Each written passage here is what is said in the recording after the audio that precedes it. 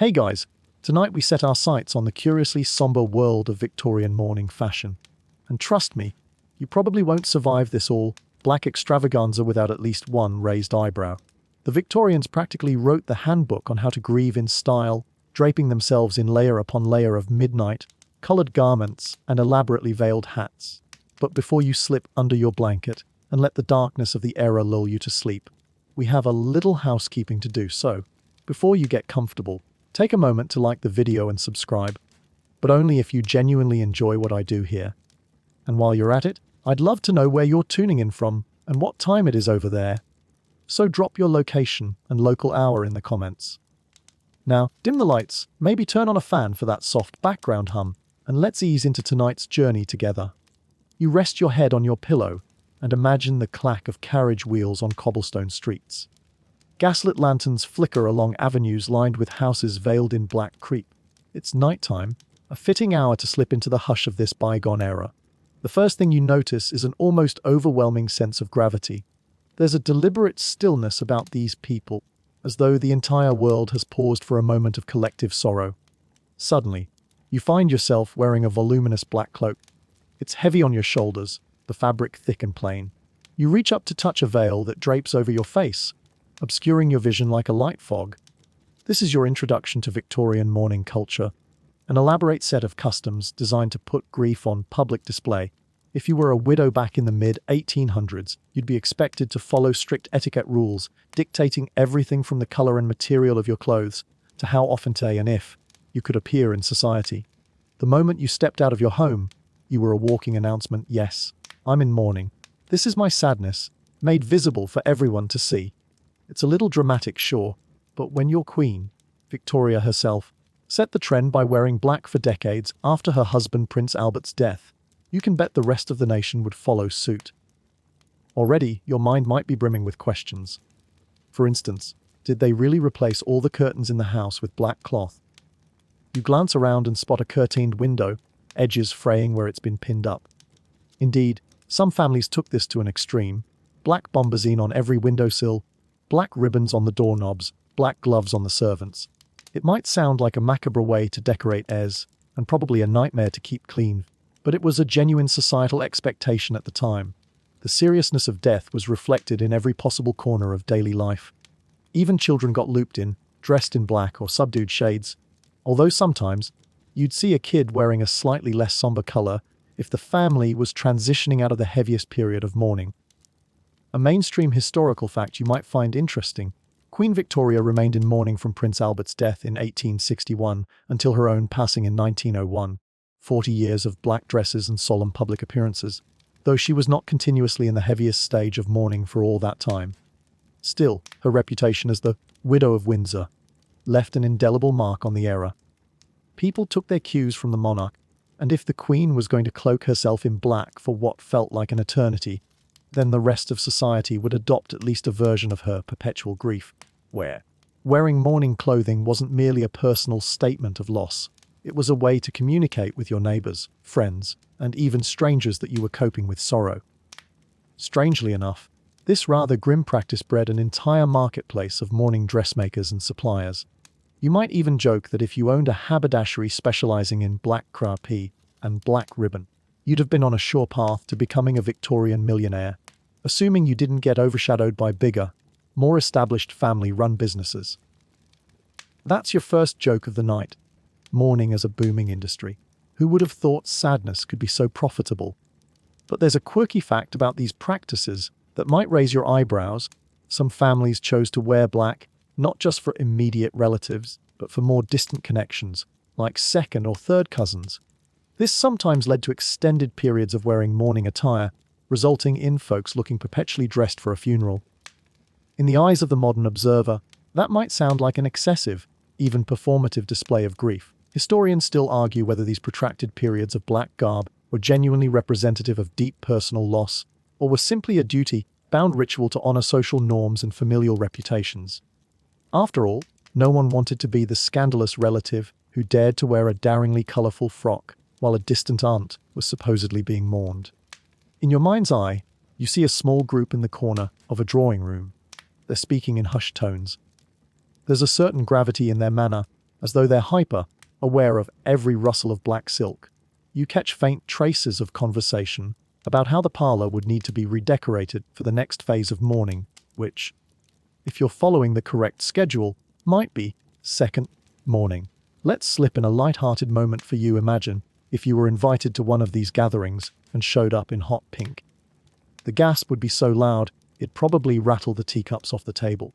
There's your second joke, though for the Victorians, it was no laughing matter. As you drift deeper into this midnight realm, you detect a faint floral smell from wreaths. Often, flowers were incorporated into mourning decor, presumably to mask the less pleasant aromas that might come from long wakes or overshadow the musty smell of all that black fabric. Lilies, white roses, and lavender were common because they symbolized purity, remembrance, and some kind of gentle comfort. It's a welcome breath of fresh air in a sea of gloom. And all this fuss, it serves an underlying need we sometimes overlook: closure. For many Victorians, these rituals gave them a tangible way to process heartbreak. Dressing the part was like wearing a big sign that said, "I'm grieving. Please be respectful." In a time when daily life could be precarious, illnesses lurking around every corner, medical science not quite up to modern standards, it helped to have set rules that organized everyone's emotions. That doesn't mean people didn't sometimes resent the strictness or the never-ending black, but it did give them a sense of structure during chaos. Now, as your eyelids get heavier, you might imagine yourself moving closer to a window, peering out into the night. A single carriage passes by, its driver also dressed in dark attire. The horses' reins have black tassels, a subtle detail that underscores just how pervasive these customs were. Even the animals weren't safe from the sartorial demands of the time. A horse in full black regalia, you say. That's your third joke, though for the Victorians, it was deadly serious. They wouldn't have their funeral coachman showing up in cheerful attire any more than they'd allow the horse to wear a polka dot harness. With that image, you begin to settle into the faint hush of this silent parade of solemn fashion. A part of you wonders whether, in some twisted way, these strict customs offered a source of comfort. A sense that in the face of death, there was an established way to behave. Another part of you aches at the thought of wearing scratchy black crepe year after year, your social freedoms bound by rigid codes of conduct. Yet here you are, sinking into the mysterious ambience, letting the quiet drama pull you ever deeper into a strange corner of history. You linger in that twilight realm of black carriages and draped windows, feeling the weight of custom and curiosity settle around you. Then, as if drawn by an invisible thread, you drift toward the central figure of this entire movement, Queen Victoria herself. Picture a petite woman in a voluminous black gown, eyes swollen from crying but set with steely determination. Prince Albert's death in 1861 struck her like a hammer blow. She was inconsolable, withdrawing from public life and plunging headfirst into a state of mourning that was extreme even by her era's standards. You catch a glimpse of her pacing through the halls of Windsor Castle, black lace trailing behind her on polished floors. Despite her regal demeanor, she radiates an intense sorrow that would, almost unbelievably, reshape how an entire nation, and beyond, dressed to grieve. In your mind, you follow her as she retreats from official duties. She's draped in a black bombazine gown and a widow's cap, an ever-present reminder of her heartbreak. You can't help but think that if anyone else decided to spend decades in what was basically funereal attire, the gossip would be never-ending. But this was the Queen, and Victorian Britain was quick to adapt. Soon, shops overflowed with mourning goods. Women throughout the kingdom took their cues from her, feeling oddly validated in their own grief. At least one mainstream historical fact emerges from all this black fabric. Queen Victoria didn't just popularize a short-term trend. She effectively extended a dress code that had always been present, but now moved into near-permanent status. If the widow of Windsor never came out of mourning, how could her subjects? You noticed that this wave of inky fashion wasn't only about clothing. It was a deeper cultural shift. Citizens, eager to show solidarity or avoid social missteps, emulated the Queen. To many, it felt almost patriotic to reflect her grief in their own wardrobes. Imagine strolling down a London street at midday. The scene would look more like midnight. A swirl of black taffeta, black bonnets, black gloves, and even black parasols, like a funeral that never ends. If you were trying to stand out, you'd be better off becoming a stage magician, because wearing anything but black was sure to dazzle and shock. There's your first joke. An aspiring illusionist amid a sea of black crepe might at least bring some color in the form of a few doves. The Victoria's mourning rituals weren't just for show. She was genuinely heartbroken. She frequently visited the mausoleum at Frogmore, where Albert was laid to rest, sometimes leaving fresh flowers or mementos. But here's a quirky tidbit. Rumor had it that she insisted on laying out Albert's clothes every single day, as though expecting him to walk back in and put them on. True or not, these stories fed the mythos of Victoria's endless grief, making her mourning attire seem like more than just a symbol of fashion. It was a symbol of undying devotion. The public couldn't help but talk about it, and in some corners, there was a sense of admiration for her fidelity, though a few daring souls whispered that this prolonged mourning cast a pall over the entire country's morale and might have gone too far. Historians still argue whether Victoria's perpetual mourning was purely personal sorrow, or whether she utilized it as a tool for political power, consciously crafting an image of the grieving widow to command sympathy and loyalty. Perhaps it was a mix of both heartbreak and a monarch's careful management of her public persona. You catch a glimpse of her signing documents at a small desk, the black lace of her sleeve brushing the parchment. There's an undeniable gravitas in the scene, yet you can't escape the sense that her sorrow had become a part of her identity, one that she was not willing or able to relinquish. Meanwhile, the fashion industry boomed. Mourning clothing wasn't a single outfit you bought once. There were multiple stages, each requiring new garments.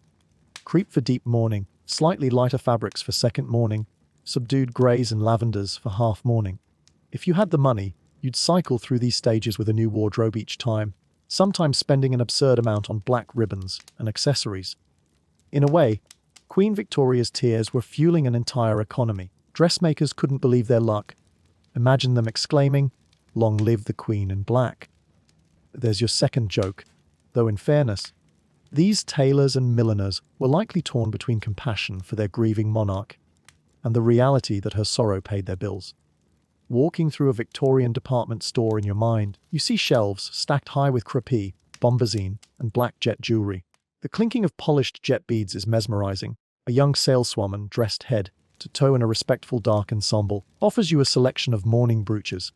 This style was favored by Her Majesty, she might say, hoping to entice you. Outside the shop's window display, more black parasols dot the pavement, bobbing up and down like crows fluttering about after a rain.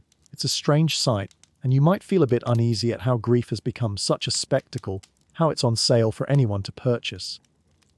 Yet for many Victorians, imitating Victoria was less about commerce and more about etiquette. It was simply what one did. If the Queen mourned for so long, the rest of us had better at least put on black for a decent spell, lest we look disrespectful. There's a practical side to this, of course. Wearing black was an obvious visual cue that you were in a sensitive emotional state. Maybe that helped keep small talk at bay, or allowed some breathing room during a time when emotional expression wasn't exactly mainstream. "I'm sorry for your loss" might be a more frequently heard phrase if you showed up in black bombazine rather than a bright green silk gown. Amid this ocean of sorrow, you might wonder how people coped. Some found comfort in these rituals, aligning their daily life with a measured process of grief. Others simply had no choice. If the Queen set the bar, you followed suit. Peer pressure was powerful, especially in higher social circles. Dare to show up at a royal event in a colour that whispered, "Moving on," and you'd be the subject of scathing gossip columns the next morning. It's as if the entire upper crust of society was locked in a sort of chain reaction, each person's wardrobe decisions reinforcing the next. Before anyone knew it, the colour black was everywhere, like a cosmic joke on the range of colours that might have brightened 19th century Britain. There's your third joke. Imagine a rainbow in the sky quickly turning black out of peer pressure. In a sense, Queen Victoria's tears not only shaped the fashion of her time, but also restructured the cultural landscape around death. The era's philosophy hinged on the idea that grief should be worn, seen, and acknowledged. This approach might strike you as both remarkably poignant and a tad overbearing. After all, that heavy black gown looks fairly suffocating. You can almost feel your shoulders tense beneath its weight, the fabric itchy against your arms. But there's also something strangely comforting about a universal way of showing loss, as if the entire society had agreed to offer you a small bubble of understanding whenever they saw you in mourning attire. So you stand there, imagining yourself outside the gates of Buckingham Palace, watching Queen Victoria as she steps into her carriage for a rare public appearance. Even as years roll on, she remains draped in the black that has become her personal hallmark. You find yourself contemplating how a single person's grief, amplified by her status, could ripple outward, blackening wardrobes from the highest aristocrats to the simplest shopkeepers. Yet beneath that sheen of conformity, each person's grief remains uniquely their own, shaped by personal memories and familial love. And that's perhaps what Victoria's tears truly gave the world: a shared space in which a very private, human emotion could be expressed in public, whether or not you agreed with all the strictness that came along with it. You follow the trail of black veils and heavy fabrics, stepping into the hushed interior of a Victorian sitting room where mourning attire takes center stage. A half-finished gown drapes over a dressmaker's mannequin, its voluminous folds of black crades spilling onto the floor like an inkwell knocked over. The seamstress pins between her lips, measures each pleat and tuck with exacting precision. You can almost hear her murmuring. These sleeves need to be full enough to convey the depth of sorrow, but not so extravagant as to be mistaken for evening wear. Yes, every stitch is loaded with significance here. You wander around the edges of the room, drawn to the bolts of cloth stacked neatly against the wall. There's black bombazine, a stiff, dull material often preferred for the earliest and heaviest stage of mourning. You let the rough texture rub against your fingertips, its coarse, like a permanent reminder of heartbreak. Right beside it is black crapie, so matte it almost swallows the light. Crapie had a reputation for being scratchy and notoriously difficult to clean, which is unfortunate since tears, the occasional cup of tea, or even a gust of city dust might land on the fabric. You stifle a grin at the thought. Imagine trying to console a grieving friend whose black crapie gown is shedding fibers everywhere.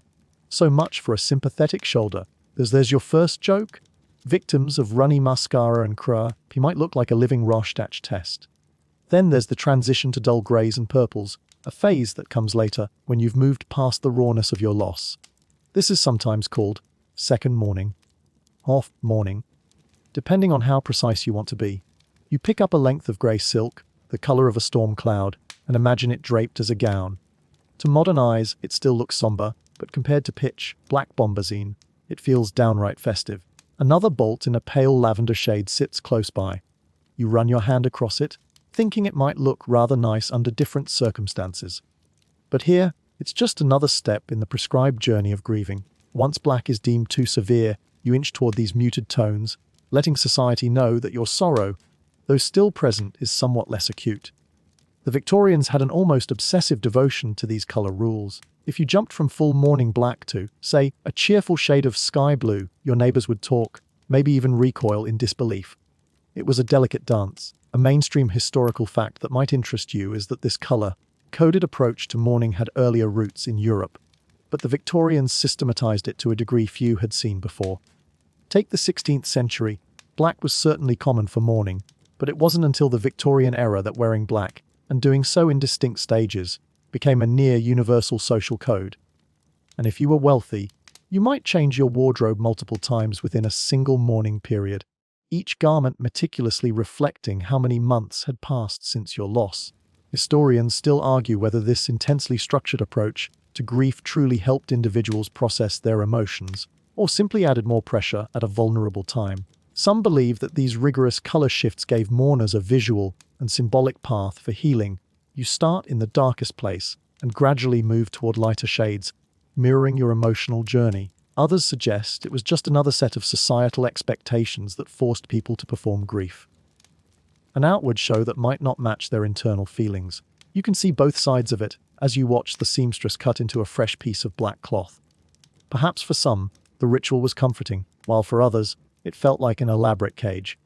Still, as you stand in that sitting room, the reality is that color rules governed Victorian life in ways that are hard to fathom today. Even the dyed black ribbons for tying back hair or trimming hats had to be a particular shade, a deep, lusterless black that signaled solemnity. You pick up a spool of ribbon and run it between your fingers, noticing that it's not quite pitch black but more of a charcoal hue. You wonder if that might elicit a disapproving glance from a particularly strict dowager who insists on total darkness for at least the first year. Indeed, some families extended these rules to their servants, insisting that they don black armbands or subdued uniforms.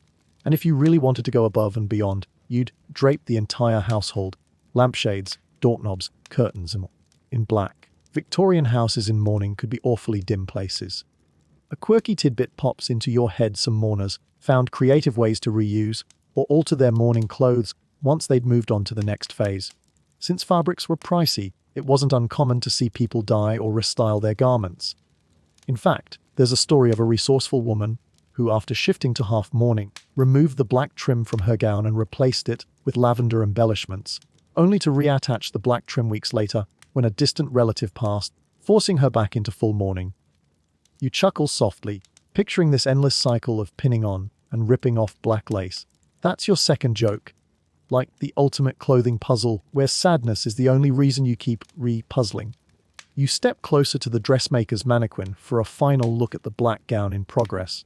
It's surprisingly heavy, the weight of the many layers. A corset beneath, petticoats, then the outer garment, almost makes you feel short of breath. You imagine wearing it on a hot summer day. Victorian houses weren't exactly equipped with modern air conditioning, and city streets bustled with horses and carriages stirring up the dust. How did people manage? Well, they endured. It was, after all, the done thing. Complaining might be frowned upon, as it could suggest that your comfort was more important than paying respect to the deceased. There was also something ritualistic about choosing fabrics that lacked any shine or bounce. Glossy textures might appear too festive, too jovial, and forget about patterns, unless they were discreet or on tone. If you were deep in mourning, you didn't want to be caught wearing something that shimmered in candlelight. You think back to a snippet of conversation. Mother wouldn't dream of wearing satin until she's at least in second mourning. The idea of someone policing your wardrobe to that extent sounds almost comical now, but in Victorian society, it was as natural as breathing, like wearing a team jersey today to support your favorite sports club. Meanwhile, the fabric choices extended beyond dresses. Men's suits in black wool or twill were expected, often with black gloves and a mourning band around the hat. Even children might be outfitted in black or subdued shades, which seems particularly heartbreaking.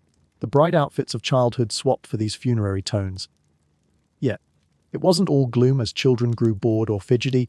You can picture a mother taking a ragged black ribbon from her child's hair just to keep the peace. There's your third joke. Imagine little ones squirming around like, "Mum, can I at least have polka dots on my ribbons?"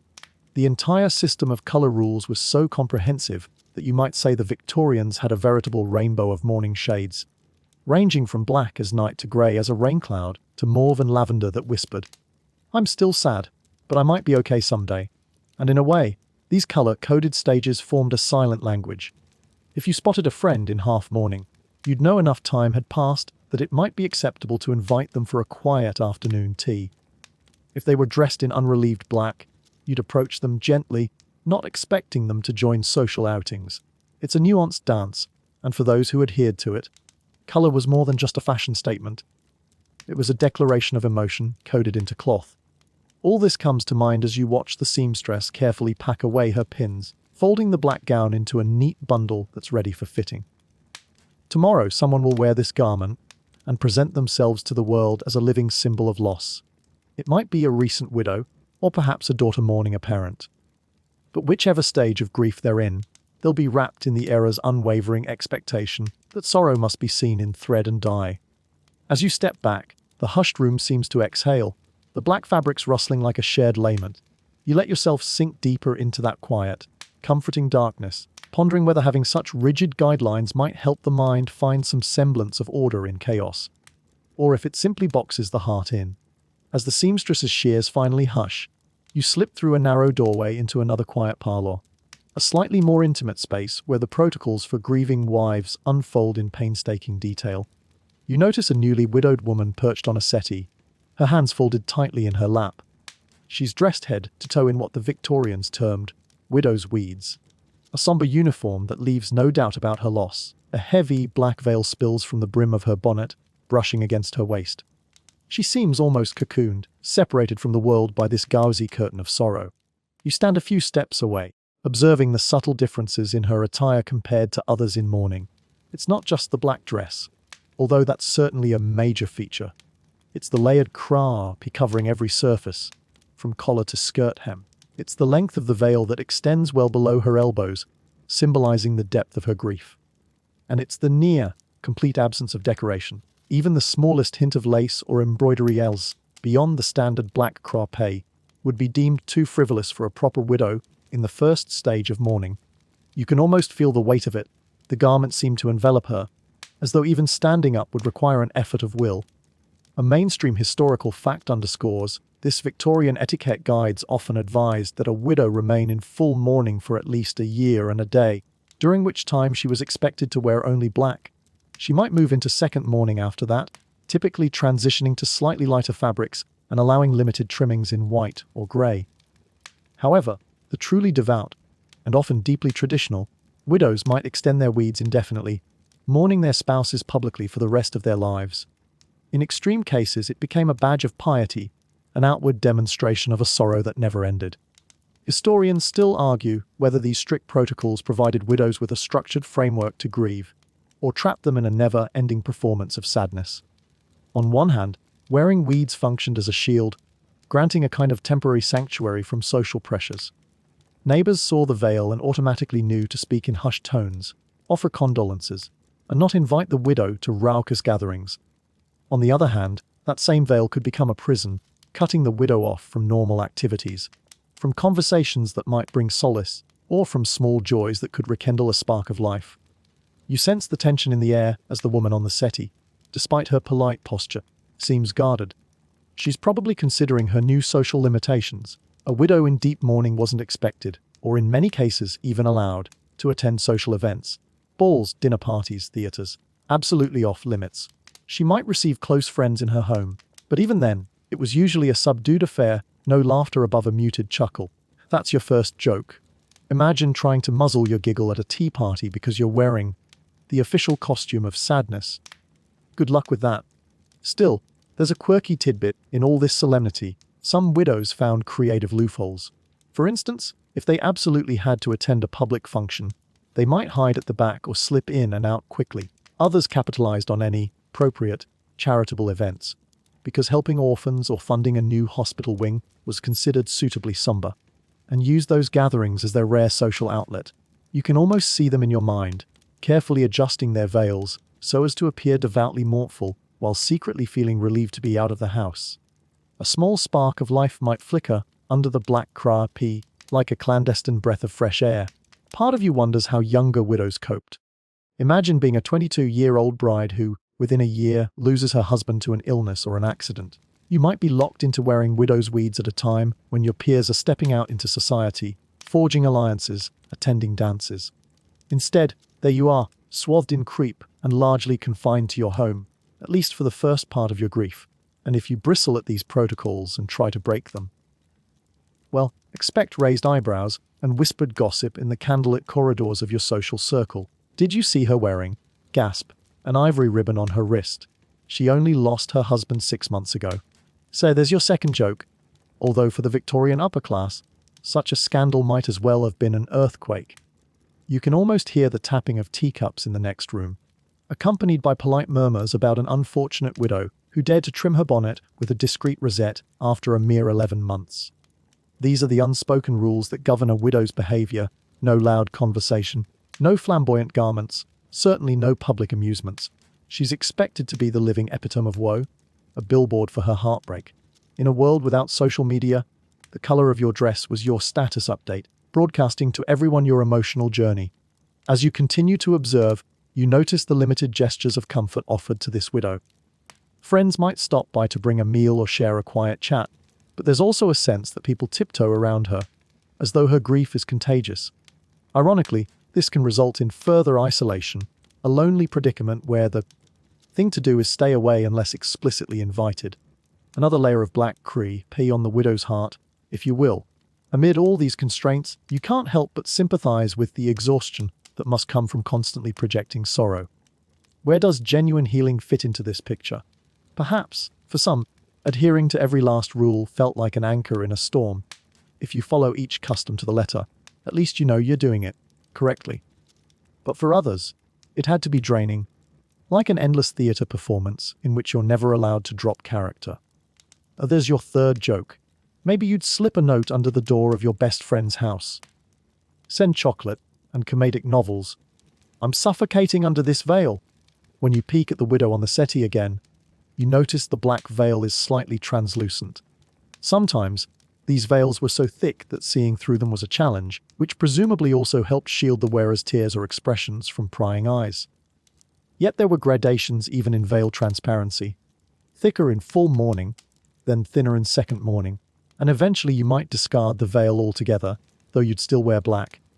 It's a visual code that shifts over time, letting others track your progress through the labyrinth of sorrow. A final detail strikes you: the widow's calling cards. Victorian etiquette dictated that she might have her cards edged in black, sometimes a thin border, sometimes a wide one, depending on the stage of mourning. If she was not ready to receive visitors, she could simply send her card and remain safely out of sight. And if she progressed into a more socially active phase, the black edge might narrow. It was like a silent conversation, carried out through stationery. "I'm not ready yet," or "I'm easing back into the world." You can't help but think, in an era where everything else was so formal, of course even paper had its own dress code. With that, you take a final glance at the widow, her posture impossibly straight despite the weight of her garments. You can see that her eyes, though downcast, hold a flicker of resilience. Perhaps she'll find solace in these strict routines, or maybe she'll resent every inch of black crappie before the year is out. Either way, she's bound to these conventions by the invisible threads of Victorian society, as tightly as if she were sewn into the fabric itself. The hush in the room intensifies, and you feel the heaviness of her sorrow like a palpable presence. It's a relief when you step back into the corridor, letting the door close gently behind you. Yet a part of you remains with her, wondering if the darkness of widow's weeds ever truly lifts, or simply fades to grey. Stepping away from the hush of the widow's parlour, you venture into another dimension of Victorian mourning, the men's realm. Compared to the elaborate layers of fabric that enshroud a grieving woman, the mourning attire of Victorian gentlemen might seem almost understated. Still, don't be fooled. It carried its own strict rules, and stepping outside them could raise as many eyebrows as a widow daring to swap her crêpe veil for a lacy one too soon. Imagine a gentleman of the era, perhaps freshly bereaved of a parent. He stands in front of his wardrobe, pondering which black frock coat to wear. The choices may look narrow, just black on black, but there are subtleties: the type of fabric, the shine of the lapel, the weight of the cloth. Maybe it's a crisp black wool coat over a black waistcoat, paired with subdued black trousers. Even the cravat or tie is black, possibly matte to avoid any suggestion of levity. A black top hat completes the look, though it might bear a mourning band, often a piece of crêpe draped around it, to make the statement of grief loud and clear. You can almost hear him mutter to himself, "Is this enough to show my respect? Or will Aunt Agatha say I'm underdressed?" So there's your first joke. Poor chap can't catch a break from the fashion police, even in sorrow. One mainstream historical fact is that men generally observed shorter official mourning periods than women. While a widow might remain in the depths of black crape for over a year, a widower often had fewer expectations about how long his clothes should reflect his loss. This wasn't necessarily because men felt grief less acutely, but rather it reflected social norms that assigned men a more public role, running businesses, attending civic duties, or managing estates.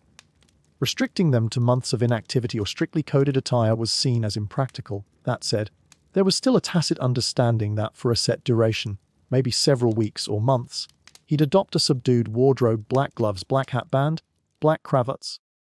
And if you were really going all in, you might add a black armband to your coat sleeve, a small but unmistakable badge of bereavement. You drift along a dimly lit corridor lined with portraits, noticing that many of the painted gentlemen wear dark suits, some of which may be mourning attire captured for posterity. A specific painting draws your attention. A somber figure stands beside a table, one hand resting on a tall black hat with a wide mourning band. The expression on his face seems distant, as though he's seen better days. The painter has highlighted the gleam of the black fabric, just enough to show its quality. This was often how men communicated the seriousness of their grief, while maintaining a certain dignity: no flamboyant frills or lace, but well-tailored garments in impeccable condition. You think to yourself that if men's mourning attire were described on a modern runway, it might be called something like funereal chic. So there's your second joke. Imagine a fashion show commentary.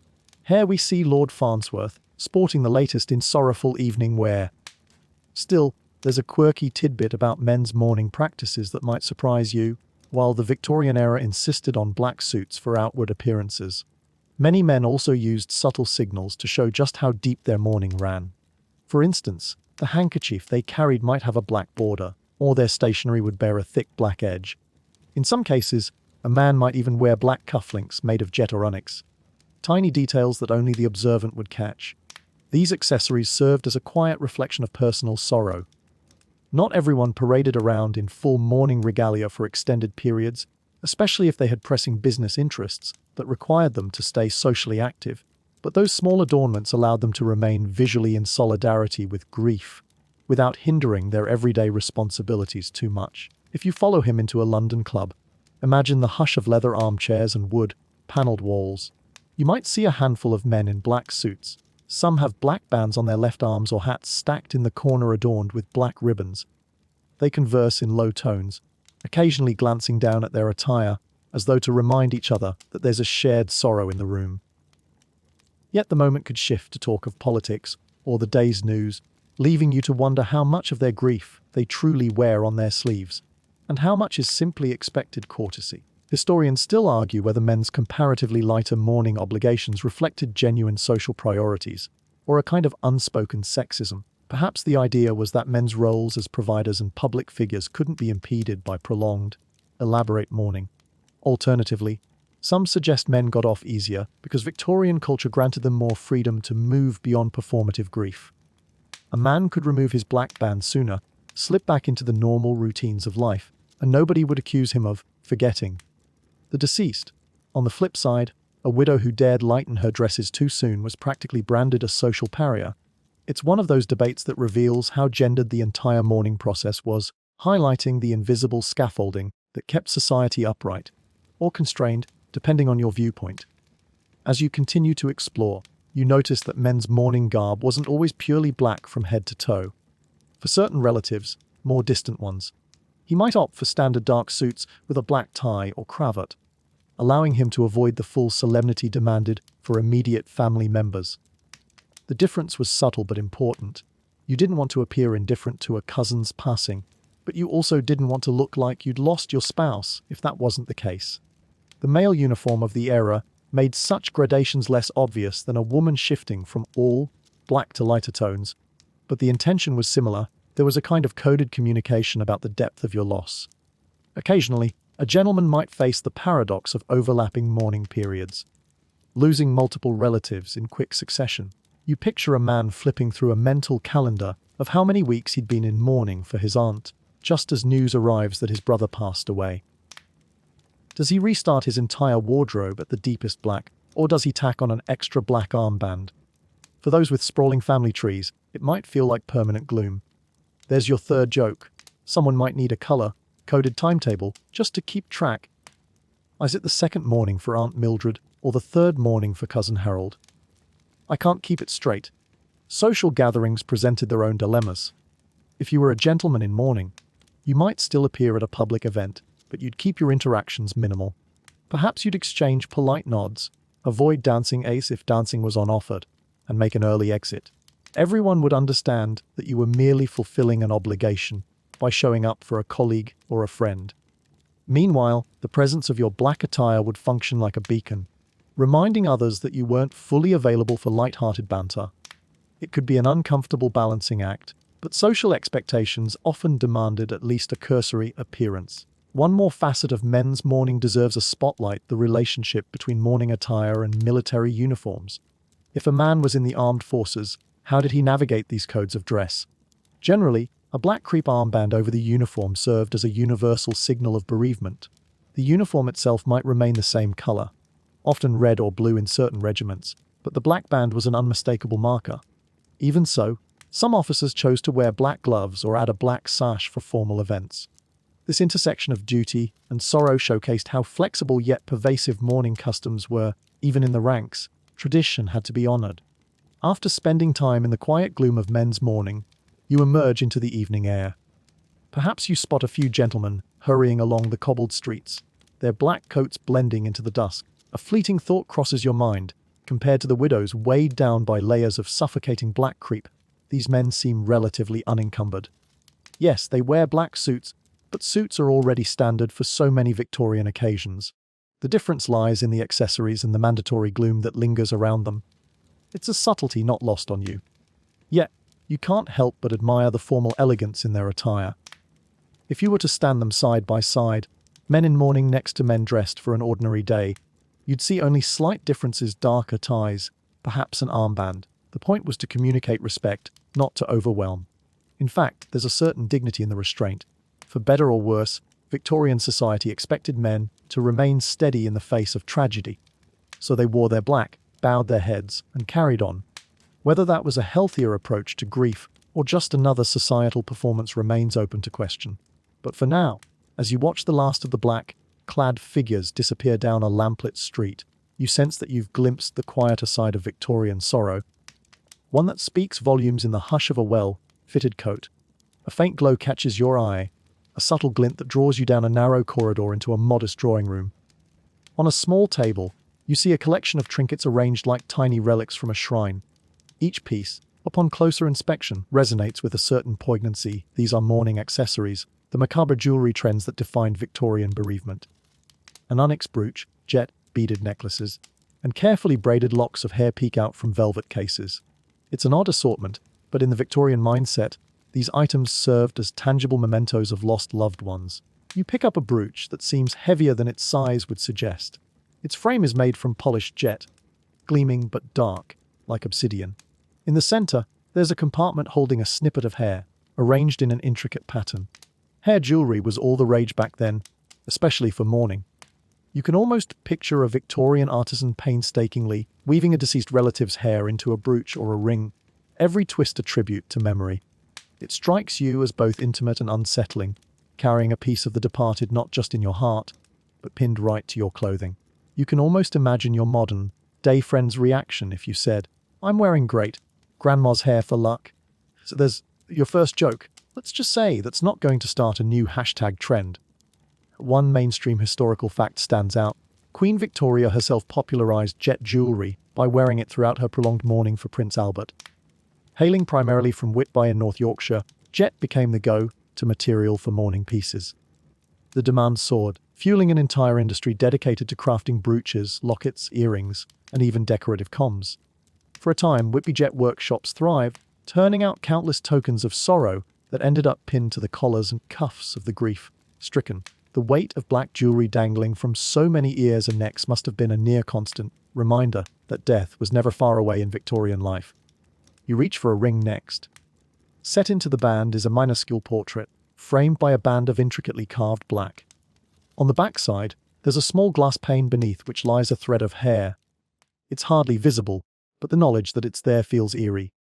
For some Victorians, this closeness to the deceased brought comfort, like keeping a beloved's essence within arm's reach at all times. Others found it a bit morbid, but that didn't curb the fashion. Indeed, it was more than a mere fad. It was practically a rite of passage when someone passed away. The family would snip a lock of hair and commission a jeweler to transform it into a wearable remembrance. Historians still argue whether the popularity of hair-based mourning jewelry was driven primarily by genuine sentiment or by a sort of cultural obsession with death and sentimentality. Perhaps it was a mix, real love interwoven with a fascination for the physical relics of a lost one. After all, in an age when photography was still an emerging technology, daguerreotypes and later photographs were not yet ubiquitous. Hair provided a tangible, personal connection. If I can't keep them with me in life, I can at least keep a piece of them in this brooch, might have been the thinking. And so, families collected and cherished these delicate creations, handing them down as heirlooms, each new generation inheriting a cluster of other people's hair. There's your second joke. Imagine rummaging through Grandma's jewelry box and finding an entire album of braided hair pieces, a genealogical hair chart. You stroll around the room, noticing more than just jewelry. There are decorative wreaths and framed designs made from, yes, you guessed it, human hair. Some are surprisingly elaborate, arranged in flowers and curls, occasionally incorporating small seed pearls or beads for contrast. A quirky tidbit you learn is that some home-based craftspeople specialized in turning hair into ornate wreaths that families would hang on the wall, an odd combination of decor and commemoration. The wreath might symbolize eternal life, an artistic statement that said, they may be gone, but their presence adorns our home forever. Modern eyes might find it downright ghoulish, but to the Victorians, it was a meaningful tribute. Jet, of course, wasn't the only material. There was vulcanite type of hardened rubber and bog oak, which were less expensive but also black in color. Even glass was sometimes used, tinted or painted black. The key requirement was that the jewelry present a muted, sorrowful appearance, no shiny gold filigree or bright gemstones. The idea was to reflect grief in every detail. Over time, a hierarchy of materials emerged. Whitby jet was considered the most refined. Bog oak and vulcanite were middle tier, and cheap imitations abounded for the lower classes. Yet, all served the same purpose: to keep a piece of the deceased close and to broadcast to the world that you were in mourning. Imagine an evening gathering. Nothing too lively, of course, since half the attendees are in mourning. You notice a woman's earrings catching the gaslight just so, revealing their carved jet design. Maybe they depict a weeping willow, a popular mourning symbol, or an urn. Another classic icon of loss. She wears a matching brooch pinned to her high collar, and it too features a miniature urn motif with a tiny glass window for hair. You might marvel at the artistry, but you also sense a heavy atmosphere. These accessories aren't for showiness, but for remembrance.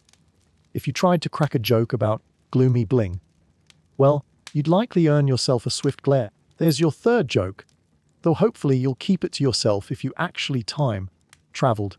Another point that stands out is how these pieces often got repurposed. If you move from deep mourning to half mourning, you might swap out your heavier jet pieces for something slightly less somber. Maybe a cameo carved from black shell with subtle white detailing. The cameo might depict a classical figure or an angel, still within the bounds of somber appropriateness. Sometimes, these cameo lockets even contained compartments for photos or hair. So, the entire collection of mourning jewelry could rotate in and out, depending on which stage of sorrow you found yourself in. A continuous wardrobe of deathly accessories. You can almost see a Victorian mother opening a jewelry chest labeled Deep Mourning, Second Mourning, and Memorial Only. If she discovered her teenage daughter rooting through the deep mourning drawer just to feel grown up, it might lead to quite the scolding. It's not just women who wore these tokens either. Men occasionally donned mourning rings, cufflinks, or watch fobs made from black materials or hair.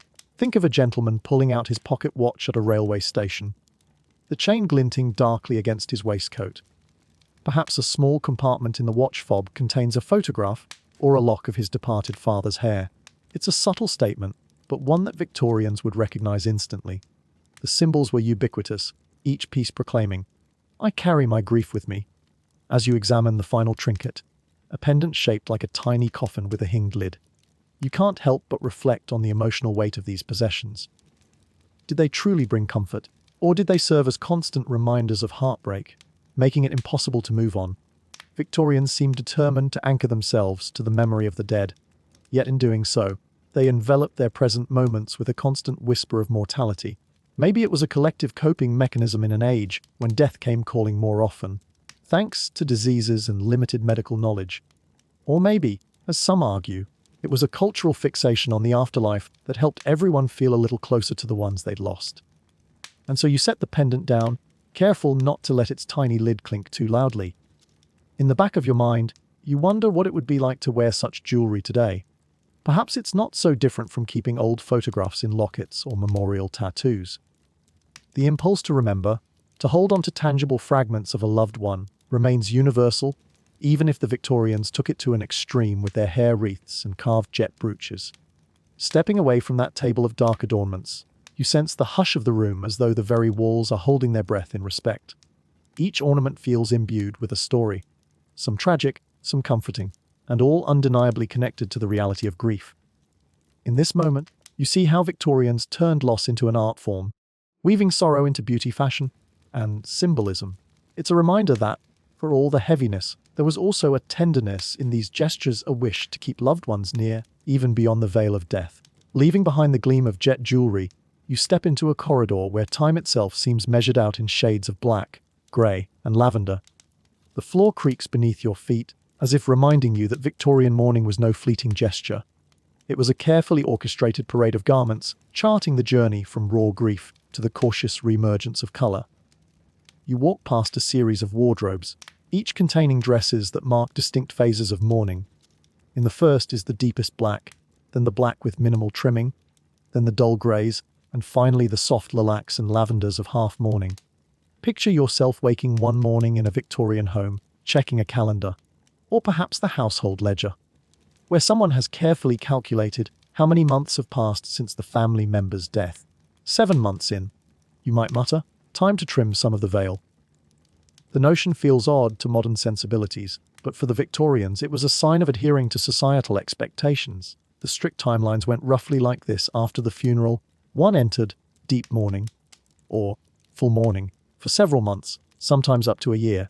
During this period, the color palette was all-consuming black, often with harsh, matte fabrics like crapé or bombazine. Eventually, you'd shift to second mourning, in which fabrics could be a little lighter and perhaps a glimmer of subdued trim was allowed. After yet more time, you might reach half mourning, which permitted shades of grey lavender or even faint touches of white. And once enough time had passed, some people insisted on a full 2 years, while others were more lenient. You could finally, gingerly, reintroduce more color into your wardrobe. You might chuckle imagining a Victorian aunt brandishing a measuring tape, ensuring your hem is still sufficiently black. That's your first joke. Someone's got to keep you from sneaking red ribbons too soon. But that's not far off from reality. Entire etiquette books prescribe precisely how long each mourning stage should last, especially for immediate relatives like spouses or parents. It was more flexible for distant cousins or acquaintances, but the principle remained: you must visually demonstrate your grief, and the timeline for doing so was preordained by custom. A mainstream historical fact underscores how seriously these guidelines were taken. In 1861, when Prince Albert died, Queen Victoria officially set a precedent for the upper classes. She stayed in heavy mourning far longer than the norm, essentially altering the public's expectations. While people had followed similar patterns before, her example deepened the cultural assumption that if you truly loved the deceased, you'd maintain the darkest attire for extended periods. Though not everyone wore black for years, the monarchy's influence reverberated through society, bolstering the notion that visible, sustained mourning was the pinnacle of respectability. Historians still argue whether these rigid timelines fostered a healthier emotional process or merely forced people into a mechanical routine. Some scholars suggest that the step-by-step approach, darkest black to lighter black, then grey or lavender, mirrored the stages of healing, giving mourners a structured way to emerge from sorrow. Others believe it was more about social policing, a way to ensure you didn't appear indifferent or disrespectful. Failure to adhere meant inviting gossip or worse, ostracism. As you glide your hand over a row of dresses in ever-lightening hues, you sense the weight of those expectations. Each color shift wasn't just a personal milestone, it was a public declaration that you were a little less sad now. Hovering near a half-mourning dress, a gentle shade of mauve, you notice a subtle, almost dainty floral trim. It's not the bright florals we'd wear today, more like muted embroidery or a bit of black lace shaped into blossom. Even so, it marks a sea change. Where before everything was severe, flat black, now there's a hint of decoration, a suggestion that life goes on, albeit quietly. This is where you might allow small pieces of jewelry beyond just onyx or jet. Perhaps a cameo set in black metal, or even pearls if you were feeling daring. For many Victorian women, this stage felt like breaking a long fast, sampling life's color again. But it wasn't necessarily easy. Stepping out in anything but black could lead to whispered remarks from neighbors. There's your second joke. Imagine your neighbor across the fence, eyes widened. Is that a grey ribbon in your hair? My word, scandalous. Men, of course, had fewer color phases to juggle. A black suit is a black suit, so they transition more subtly, perhaps dropping the black armband after a certain period or shifting from the black cravat to a slightly patterned one. But for women, each progression involved a small drama: unveiling a new fabric, adjusting the veil, or deciding if it was finally acceptable to show a bit of white trim at the cuffs.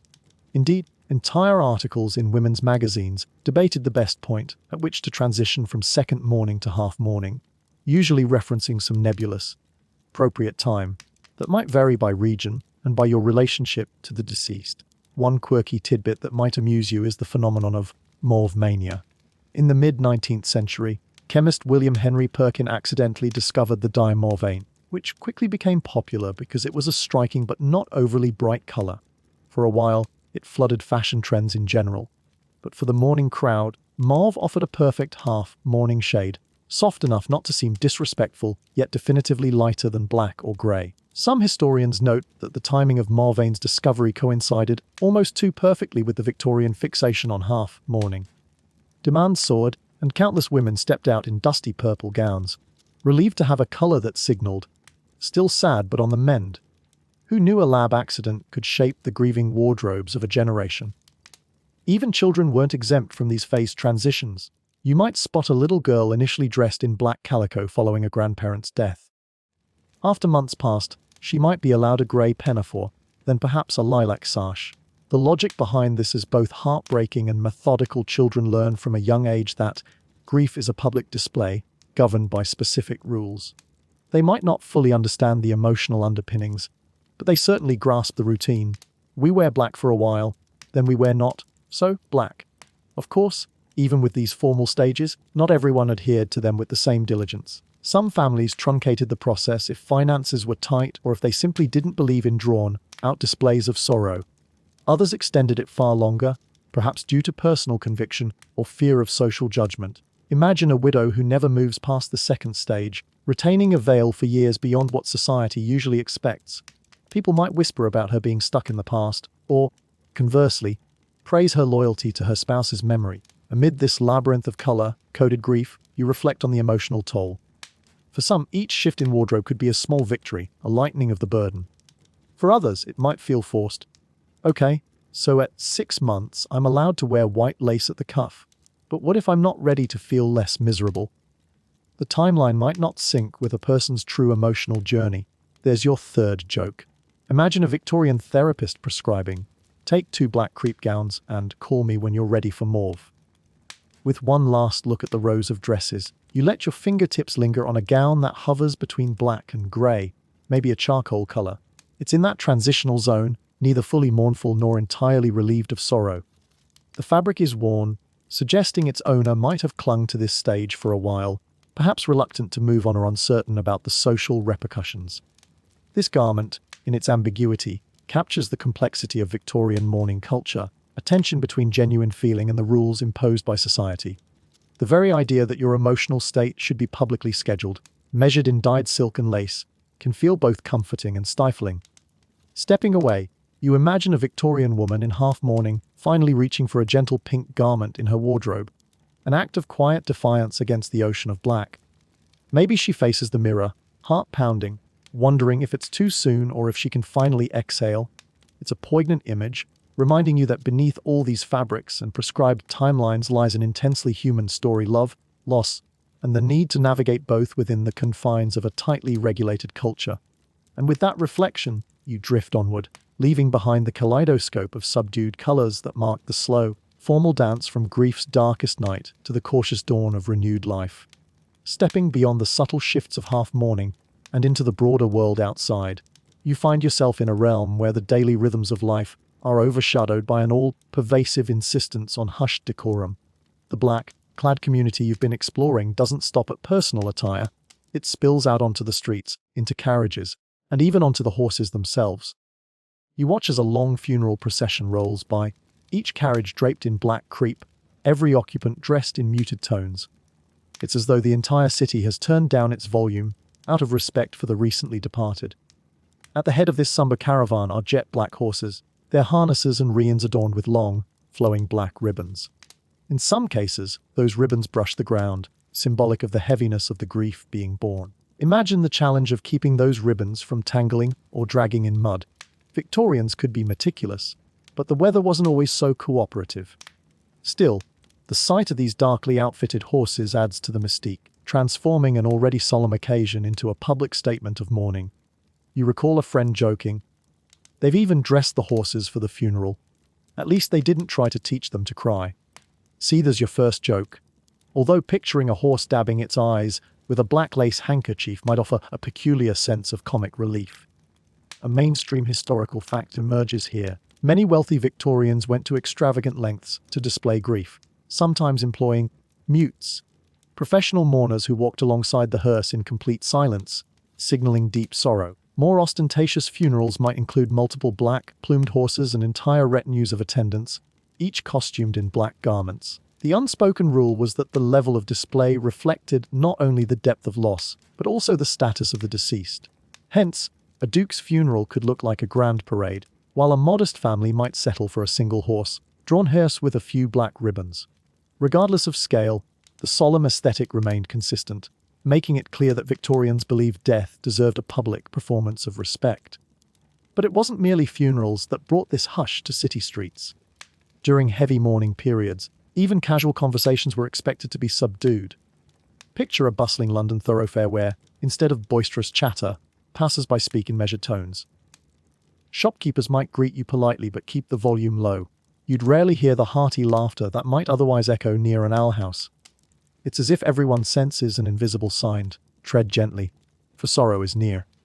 Perhaps you find this oppressive, or maybe you appreciate the collective empathy at work. Either way, the hush is palpable.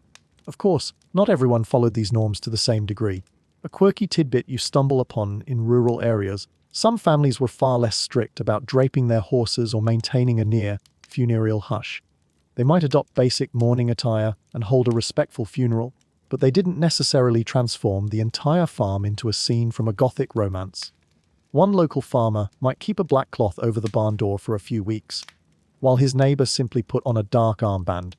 Urban visitors might raise an eyebrow at this seemingly lax approach, murmuring that proper mourning wasn't being observed, and yet life in the countryside often demanded practicality over elaborate rituals. You couldn't afford to let harvest duties slide because you were too busy coordinating a bevy of black-ribboned horses. Historians still argue whether these urban-rural discrepancies were a sign of class divisions, a question of available resources, or perhaps just differing cultural priorities. Some claim the Victorian fixation on showy mourning was mostly an upper and middle-class phenomenon, fueled by the desire to demonstrate social standing. Others suggest that even modest households in the city felt pressured by neighbors to conform, while rural folks had fewer such pressures. The reality was likely a blend: class, geography, and personal conviction all played into how far you'd go with black horses and muted conversation. In the midst of these constraints, black, draped mourning coaches stood out as particularly dramatic symbols. These carriages, decked in shiny black paint and adorned with black velvet or crepe, often featured decorative silver fittings that caught the light in stark contrast to the inky background. If you close your eyes, you can imagine the slow clop of hooves, the muffled clatter of carriage wheels, and the nearly reverent silence of bystanders as the procession passes. Even the driver might be dressed in black livery, complete with gloves and a tall hat trimmed with somber ribbon. If you were in one of these coaches, you'd likely feel the hush pressing in on you, a communal acknowledgement of loss. There's your second joke. Though I'd hate to be the coachman who accidentally wore navy blue instead of black, only to find himself the talk of the town for a week. In society's eyes, every detail had meaning. A carriage without enough black drapery might suggest a lack of proper respect. Too much drapery could appear gaudy or insincere. The sweet spot was a perfectly balanced look that conveyed grief without tipping into melodrama. This was no small feat, considering the unpredictability of the weather. Imagine how quickly a heavy rain could ruin carefully arranged crepe. Yet people persisted, determined to display mourning as meticulously as they would done it on their own bodies. Meanwhile, social gatherings in mourning households were a delicate dance of etiquette. If you were invited to a post-funeral reception, you'd expect low voices, minimal music, see if any, and definitely no dancing. Refreshments might be served, but they'd likely be subdued. Tea, plain biscuits, perhaps simple sandwiches. Anything more elaborate could be viewed as disrespectful. The conversation might revolve around the departed, memories, anecdotes, or quietly offered condolences. One might compare these receptions to a sad tea party. So there's your third joke, like a tea party where the sugar bowl is replaced with gloom. But for Victorians, it was a sincere opportunity to pay respects. You get the impression that the entire community participated in a shared performance, each person playing their role to uphold the decorum of the time. It wasn't always about personal grief. Sometimes it was simply about doing what was right by societal standards. A shopkeeper might hang black bunting over his storefront if a prominent local figure died, even if he barely knew the deceased. A family might avoid throwing parties for months after a funeral, not because they felt no joy, but because they feared community judgment. In this sense, mourning rituals acted like a social contract. Everyone knew the lines and cues. As you stand at the edge of a cobbled street, watching another black coach rumble by, you sense both the weight and the solidarity in these customs. Yes, they enforced a certain conformity, yet they also made grief something openly acknowledged, shared through attire and public displays. Perhaps this collective hush was a way to ensure no one's sorrow passed unnoticed. but you also imagine the strain of maintaining such an atmosphere, especially if you were someone who longed for a dash of color or a hearty laugh now and then. Indeed, it must have been a delicate balance, respecting the departed while keeping life's pulse alive beneath the black ribbons. With the procession fading around a corner, you find yourself stepping back from the curb, letting the subtle rumble of carriage wheels recede into the distance. The hush lingers, as if the street itself remains suspended between the living and the departed. And in that quiet moment, you might wonder whether this elaborate choreography of coaches, black horses, and muted exchanges truly provided solace, or if it sometimes became an oppressive backdrop against which genuine emotion was stifled. Either way, the legacy is clear. In the Victorian era, mourning wasn't just a private matter. It was a public tableau, complete with stage directions, prescribed costumes, and an unspoken rule that even the horses had to look the part. Stepping off the hushed street where black horses and somber carriages dominate, you find yourself drawn into a more boisterous realm, a place buzzing with printed pages and lively caricatures. Yes, this is the Victorian world of tabloids, satirical magazines, and gossip columns, where the eccentricities of mourning fashion came under frequent, if irreverent, scrutiny. You wander into a cramped London newsstand, your eyes skimming past rows of broadsheets featuring bold headlines about politics, crime, and society's latest scandals. Amid them, you spot copies of satirical publications like Punch and lesser-known penny papers, each eager to poke fun at the unending parade of black creep. You pick up a periodical and flip through its pages. There, in an exaggerated cartoon, you see a caricature of a widow wearing a veil so long she can't possibly walk without tripping, followed closely by a trail of small dogs all entangled in her black ribbons. That's your first joke. Clearly, it's a comedic take on just how impractical those voluminous veils could be. The caption reads something like, "Lady's latest mourning mishap. Even the Pomeranians pay the price." It's outlandish, but behind the humor lies a hint of social critique. People were starting to question whether the elaborate mourning displays had gone too far, especially among the wealthier classes who seemed to compete for who could appear the most bereaved.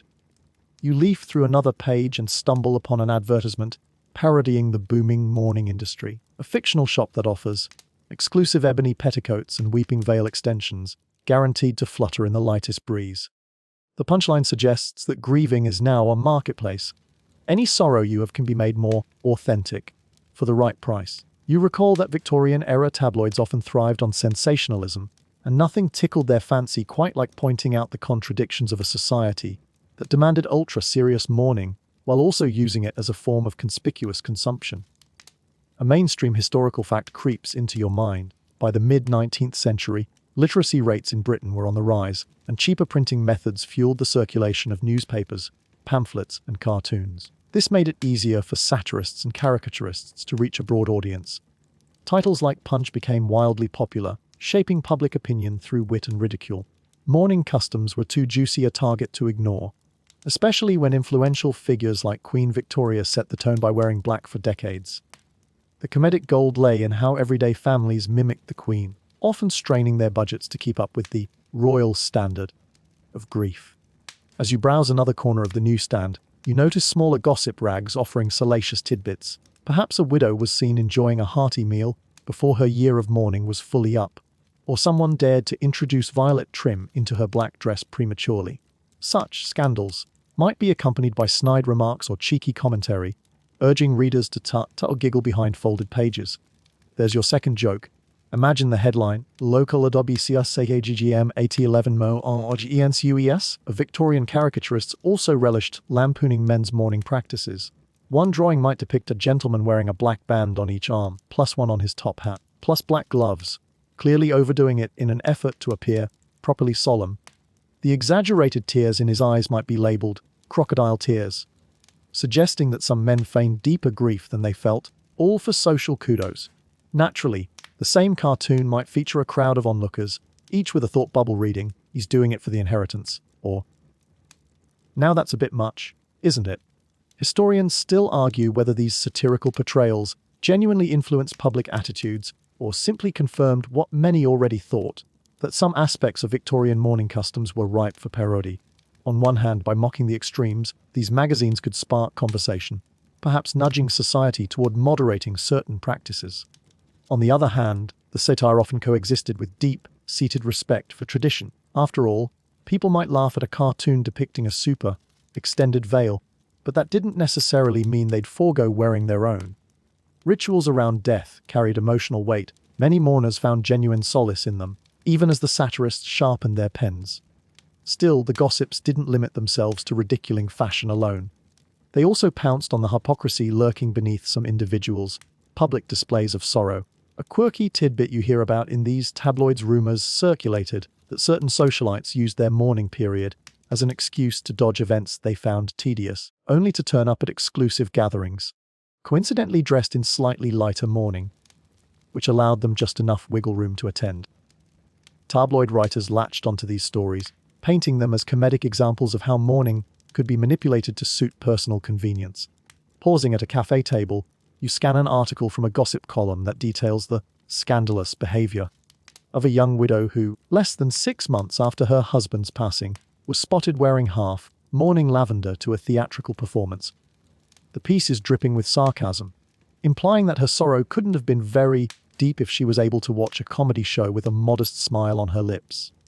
You can almost envision the eye roll of the writer as they pen each line, fully aware that the public thrives on such tidbits, like a Victorian version of today's tabloid paparazzi shots. There's your third joke. Widow wears lavender. Must be laughing all the way to the altar. Might be a typical sensationalist headline. Beneath the jibes, however, lies a cultural tension. On one side, the era's moralists insisted that outward mourning practices were crucial for social decorum and respect for the dead. On the other, a growing chorus of critics labeled it competitive grieving, accusing families of turning funerals and mourning attire into self-glorifying spectacles. You sense that many Victorians harbored mixed feelings, both respecting the customs and finding them stifling or performative. The tabloids and caricatures simply amplified this contradiction for all to see, and perhaps to laugh about. You might wonder how people reacted upon being skewered by these publications. Receiving such ridicule could be mortifying for someone who prized their social standing. Yet, in an age without digital cameras or social media, one might hope the story would fade after a few days, unless it was scandalous enough to go viral in the 19th century sense, repeated in multiple papers and coffeehouses. Rich or poor, nobody was completely safe from the pen of a satirist who smelled hypocrisy or comedic potential in their approach to mourning. As you set down the paper and prepare to leave this world of ink and wit, you reflect on the odd function these critics served. By poking fun at the extremes, they forced society to reconsider how much of mourning was genuine emotion and how much was social theatre. Perhaps a few families decided not to bankrupt themselves on endless black crappie after reading a biting cartoon. Or maybe some fed up with being mocked, insisted even more strongly on their solemn rights. Whichever the case, these glimpses into Victorian tabloids reveal that even at the height of all black attire and strict etiquette, there was room for laughter, or at least a sardonic smile, at the absurdities that inevitably arise when grief becomes an unspoken competition. You step back into the street, the cool air brushing against you like a merciful exhale after the stifling intensity of gossip columns and punchy cartoons. Overhead, a grey sky stretches out, reminding you that real sorrow and social mockery often coexist in uneasy tension. In the distance, you spot another black, veiled figure hurrying along, perhaps oblivious to the satirists who might poke fun at her attire, and for a moment, you appreciate just how complicated this era could be, rife with genuine loss, heartfelt rituals, and a lively undercurrent of skepticism, all braided together under the banner of mourning. Stepping away from the snickering caricatures of Victorian tabloids, you walk down a side street where the dim glow of shop windows reveals a different reality: mourning as big business. Almost every window is filled with black, draped merchandise, yards of somber crepe, glossy jet jewelry, even custom memorial stationery. You pass a row of undertakers' parlors, their doors trimmed in black, each promising dignified funeral arrangements and the finest hearses. A whiff of candle wax and dust greets you as you enter one shop, the bell overhead tinkling softly. Inside, the walls are lined with an inventory that might surprise you: black gloves in various shades, some so dark they almost seem to swallow light, others with a faint charcoal hue, veils of different lengths, crepe ribbons, mourning brooches, and even ready-made widow's caps. If you pause to read the price tags, you'll notice they're not cheap. Grief, it turns out, can be quite profitable. A mild sense of unease bubbles up in you. These items aren't mere accessories, but symbols of loss, You wonder how it must feel for someone who has just lost a loved one to walk in and be greeted by a cheerful shopkeeper eager to discuss the latest must-have mourning paraphernalia. There's your first joke. Imagine a Victorian commercial. This season's trendiest veil! Because nothing says I miss you like top-quality crepe. One mainstream historical fact stands out amid these shelves. The 19th century saw a spike in specialized mourning warehouses, particularly in large cities like London. These establishments were one-stop shops for everything a family might need after a death. Clothing for the widow, suits for the men, outfits for the children, black ribbons for servants, even funeral wreaths and coffin adornments. With Queen Victoria's lengthy mourning contributing to the culture, countless families felt compelled to keep pace, fueling a demand that soared to unprecedented levels. You can almost hear the hush of the floorboards as customers arrive, drawn in by the promise of convenience during a painful time. But the hustle doesn't end with clothing. You tiptoe past a display of funereal stationery and heavy black edging, invitation cards for funerals, acknowledgement cards for condolences, and even mourning envelopes. There's something strangely efficient about it all, like a production line for heartbreak.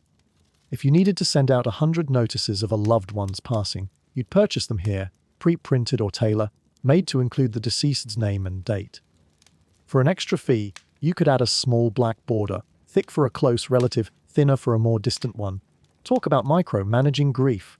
Yet in this era such distinctions felt vital. It was all about signaling the exact level of mourning you were in. Historians still argue whether this commodification of sorrow trivialized genuine emotions or offered practical help during times of loss. Some see the Victorian mourning industry as exploitative, a way to profit off people's vulnerability, especially since social pressure meant that not following the prescribed etiquette could bring shame. Others contend that these specialized shops provided invaluable services. Death was commonplace, and many families lacked the time or know how to create mourning garments themselves. By stepping into a mourning emporium, they could handle all the daunting logistics under one roof, letting them focus on their emotional needs, at least in theory. Drifting farther into the store, you reach a modest corner where a dressmaker's dummy stands draped in an elaborate black lace gown. A curious plaque lists its features: full, mourning crepe with optional jet embellishments, available in 3 payment plans.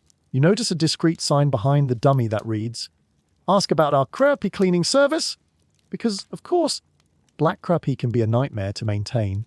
It's notoriously fragile, prone to water spotting, and nearly impossible to clean without destroying the fabric's texture. This shop is ready to upsell you on its in-house cleaners, ensuring you won't ruin your solemn garb after just one wear. A quirky tidbit: some of these mourning supply shops also employed professionals who would coach grieving families on the correct etiquette. How to curtsy when offering condolences, how long a widow should keep her veil down, and which floral arrangements were most suitable. Imagine an entire job dedicated to teaching people to carry their sorrow correctly. There's your second joke. Mourning consultant. Might read well on a business card, but you'd have to wonder if the job description includes measuring tears per hour. Undertakers also flourished in this bustling market. They offered graduated funeral packages, from basic pine coffins to elaborate affairs with silver, plated handles, plush linings, and black horses decked out in ornamental plumes. The biggest spenders might insist on a glass, panelled hearse so that onlookers could pay respects, or gawk at the casket within. And let's not forget, funeral mutes, those silent attendants who followed the procession. Their very presence a solemn advertisement for the family's grief. The bigger and more theatrical your funeral, the more status you displayed. An odd twist on the notion of rest in peace. Stepping through a side door, you enter a small workshop area. The faint aroma of heated metal and varnish tells you this is where skilled artisans craft coffin fittings. Handles, nameplates, decorative studs. You watch a man carefully engraving a brass plate with the name of the deceased, his steady hand honed by years of turning sorrow into precise lettering. Nearby, a woman stitches black trim onto a veiled hat meant for the deceased's mother. The hum of industry continues unabated, as though sadness itself is the raw material fueling every hammer blow and every stitch. Pausing at a nearby table, you see a ledger filled with orders. 1 black bonnet with crepe veil, size medium for Mrs. T. 2 dozen black gloves for pallbearers at the Harrison funeral. Each line item reads like a mini tragedy, but the shop staff treat it as routine business. That's the peculiar thing about the mourning trade. You're face to face with death, but it becomes day-to-day work. A third joke crosses your mind. Maybe these workers sometimes slip and refer to an item as the hottest new style in sorrow, only to catch themselves and remember that no one is meant to be happy about these purchases. Outside, on the street, you notice some competition. Another shop boasts a fashionable mourning salon. Your grief, our priority. While yet another advertises discount bundles for entire households. It's as if each proprietor vies for a slice of the grief-stricken market. For the poorer classes who couldn't afford lavish displays, there were also second-hand mourning garments, or they'd simply dye older clothes black as a makeshift solution.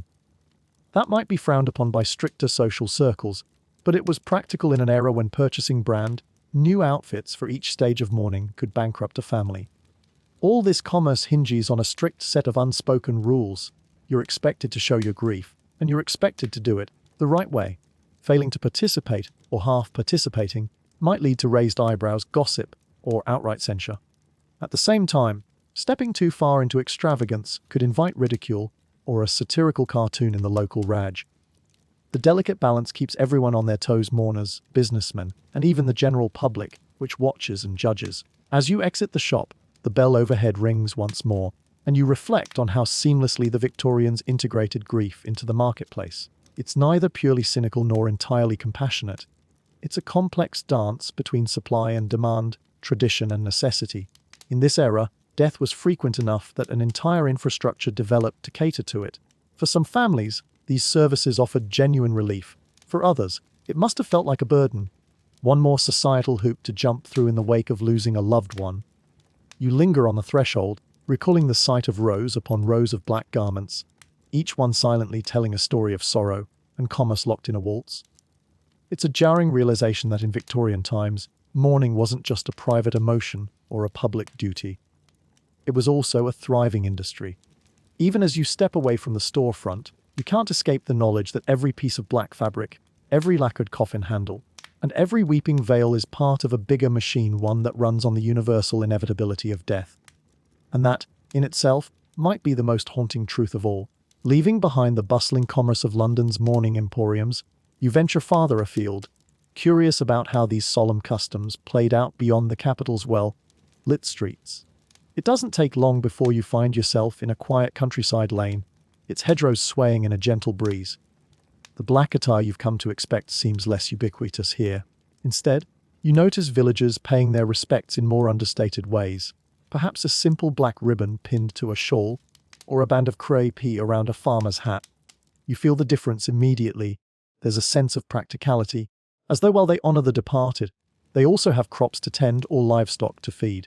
Stepping onto the worn threshold of a modest cottage, you're greeted by the faint aroma of peat smoke. Inside, a small gathering lingers, each person dressed in dark clothing but not necessarily head-to-toe bombazine. A widow, her eyes rimmed red, wears a patched black apron over her usual dress. Another relative sports a black armband that looks homemade, perhaps dyed in someone's wash basin rather than purchased from a fancy shop. It's a stark contrast to the elaborate city funerals you've witnessed, but no less heartfelt. Indeed, you catch murmured comments about how each neighbor contributed something. A few coins for funeral expenses, an extra yard of cloth for the widow's dress. This communal approach feels comforting, a softer echo of the grand Victorian mourning rituals. A mainstream historical fact bubbles up while London and other major cities imposed strict social codes for mourning attire. Rural communities often followed older, more localized traditions. In some parts of Britain, especially in the north, and in certain pockets of Ireland, families chose minimal black garments combined with local folk customs, like stopping the clock at the exact time of death or covering mirrors with dark cloth to keep spirits from lingering. These superstitions mingle seamlessly with Christian rites, forming an eclectic tapestry of beliefs around death. You're ushered into a small parlor where the hush of grief is punctuated by occasional laughter. Yes, laughter, as relatives recount stories of the departed's youthful escapades. In this community, it seems acceptable, even expected, to share a few fond, amusing anecdotes during the mourning period. Someone might gently tease, "Old Thomas never missed a market day unless there was free beer somewhere else." That's your first joke. Imagine folks nodding in agreement, a warm chuckle offsetting the sorrow. They do still wear black or dark grey, but the atmosphere feels more intimate, less staged. Still, you detect certain superstitions that might raise an eyebrow among urban Victorians. For instance, one villager insists on leaving a window open when someone passes away, allowing the soul to leave the house unimpeded. Another claims you mustn't rock an empty cradle, lest you invite restless spirits. These practices blend seamlessly with the mourning rituals, forming a local matrix of beliefs that might seem puzzling to someone who's only read about the official protocols in city etiquette guides. Historians still argue whether these traditions represent a purer, older form of mourning, or whether they're merely rural eccentricities that coexisted with the more formal Victorian codes. Stepping back outside, you follow a winding path toward a small churchyard. The headstones lean slightly, as if dozing beneath mossy coverings. You hear the rustle of wind through the grass and catch sight of crows perched on a weathered fence, an image so quintessentially Gothic that you can't help but grin. There's your second joke. Cue the dramatic thunderclap, as if a Victorian novelist orchestrated the perfect spooky backdrop.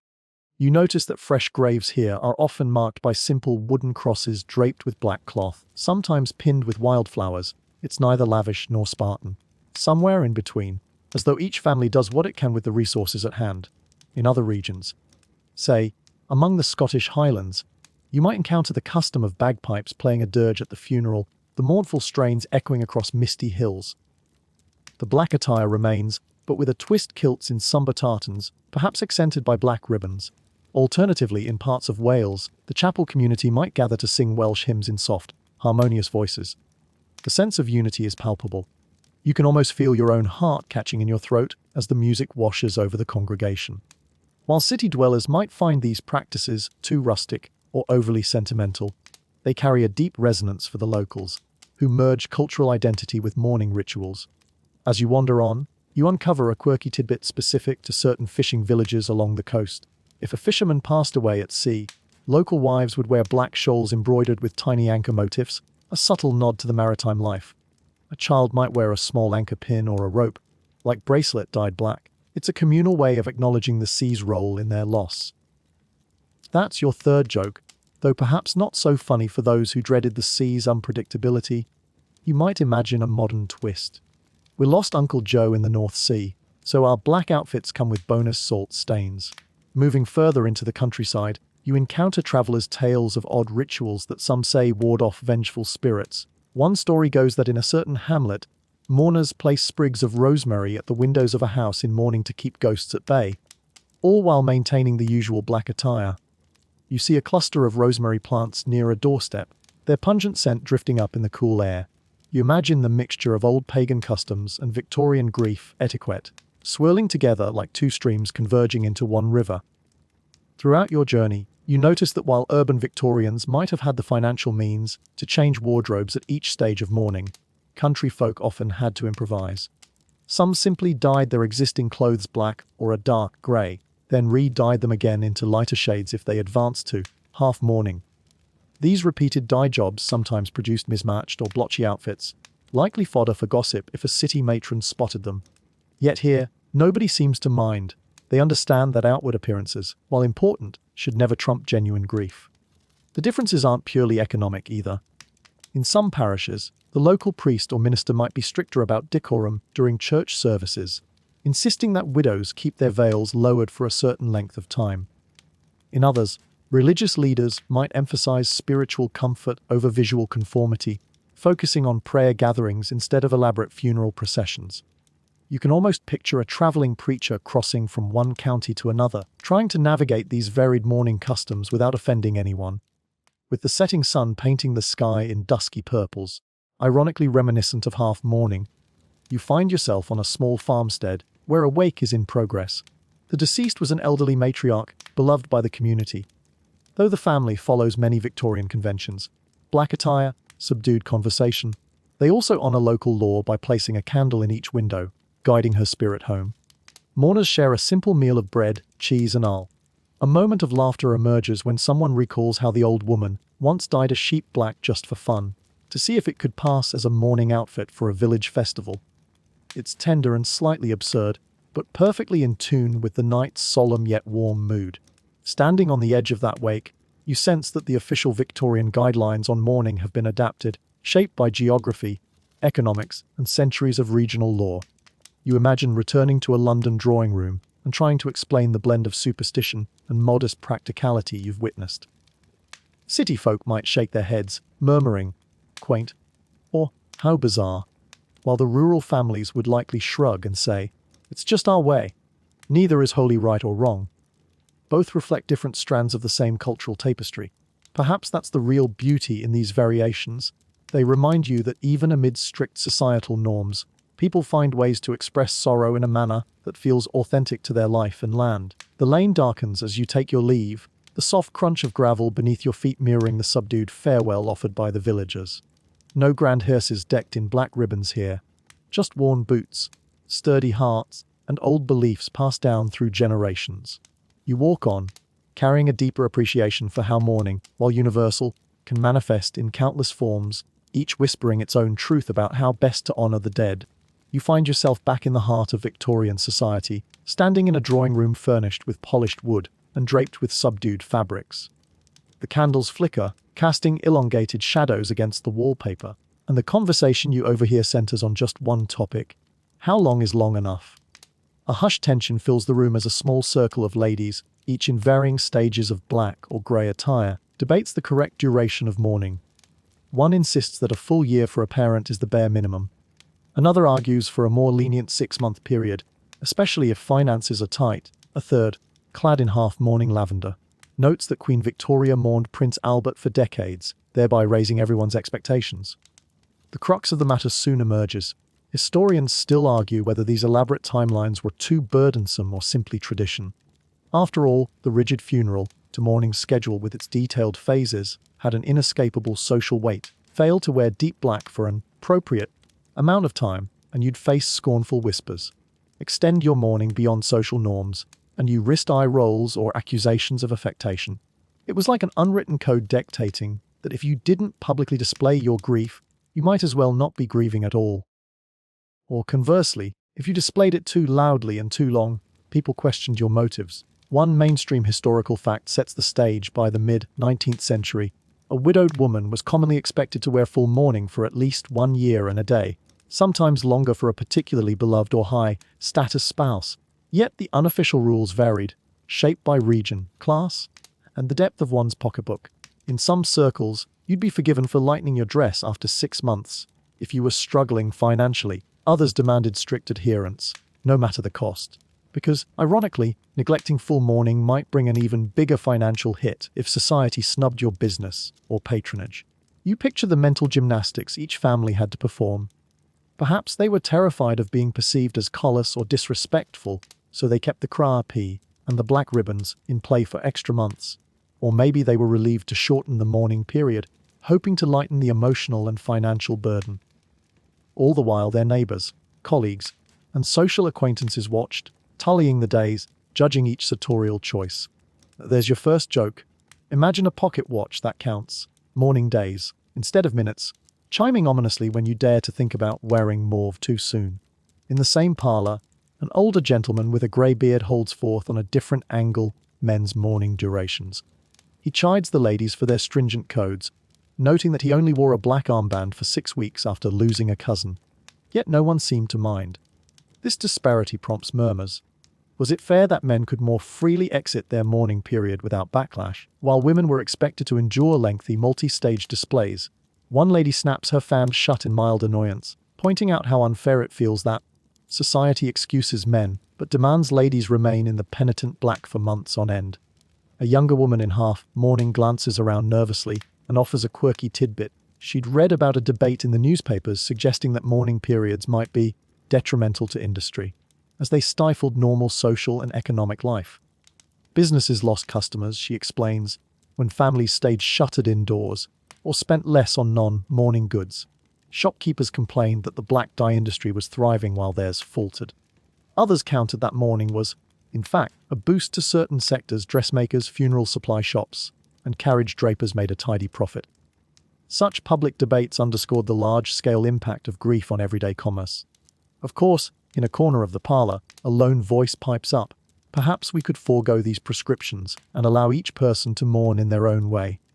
The reaction is immediate, a collective intake of breath, as though this suggestion borders on blasphemy. In an era when etiquette was a pillar of society, stepping outside the rules felt radical, even subversive. Yet you sense a growing undercurrent of impatience in the room, an unspoken feeling that these timelines might be anachronistic or overly harsh. There's your second joke. Someone might lean over and whisper, "We can't have that, dear," or "we'll have nothing left to gossip about." Some historians posit that the rise of more liberal ideas toward the end of the 19th century did begin to erode strict mourning durations. Younger generations bristled at the notion of wearing black for a year or more, especially if the deceased was a distant relative. They argued that grief was personal, not performative, and questioned why society should dictate how long they remained cloaked in sorrow. On the other hand, traditionalists clung to custom, insisting that communal displays of mourning fostered respect and unity in the face of loss. Then there's the intersection of mourning durations with religion. One lady in the parlor quietly recounts how her parish priest said a year of mourning for a parent was mandatory, reflecting both respect and a recognition of biblical themes about honoring one's father and mother. Another interrupts to say her minister suggested it was more important to pray and do charitable works than to wear black for an arbitrary stretch of months. Saintly deeds over somber dresses, she quotes, rolling her eyes at the memory. These differing religious perspectives only fuel more debate, layering another dimension onto the already complex societal rules. As you circle the room, you recall stories of wealthy families who hosted lavish mourning parties. Yes, parties. To mark the day when a widow could finally transition from deep mourning to second mourning, or from second mourning to half mourning. A final black ball, if you will, signaling that life could cautiously resume its social activities. You might raise an eyebrow at the irony of celebration of moving from black to grey, with all guests dressed accordingly, as if colour choices were cause for dancing. There's your third joke. Tonight's theme, 50 Shades of Black, could be the teasing tagline on the engraved invitation. But, for many, these transitions were quiet, often unremarked upon until someone noticed that the widow's veil had shortened or her sleeves had a hint of trim. Murmurs in church pews or around the dinner table would follow. "Did you see Mrs. So, and so's new lace collar? It's been 9 months already. I suppose she's within her rights." It was a constant tango between private grief and public approval. Some found that structure helpful, others found it suffocating, but almost everyone followed it to some degree. Stepping back, you catch sight of a black clock on the mantel, its steady ticking a fitting metaphor for how Victorians measured and discussed grief. Days, weeks, months. Each moment counted toward an invisible ledger of sorrow. Society peered over your shoulder, ensuring you didn't cut the process short or stretch it too long. In that sense, mourning durations became a collective negotiation, forever in flux. As the conversation in the parlor ebbs, one of the ladies rests her teacup on its saucer and sighs, admitting she's exhausted by the whole rigmarole. "My heart still aches every day," she says softly. "What difference does it make if my dress is black or grey? If my veil is down or lifted?" Her candor surprises the gathering. For a moment, no one knows how to respond.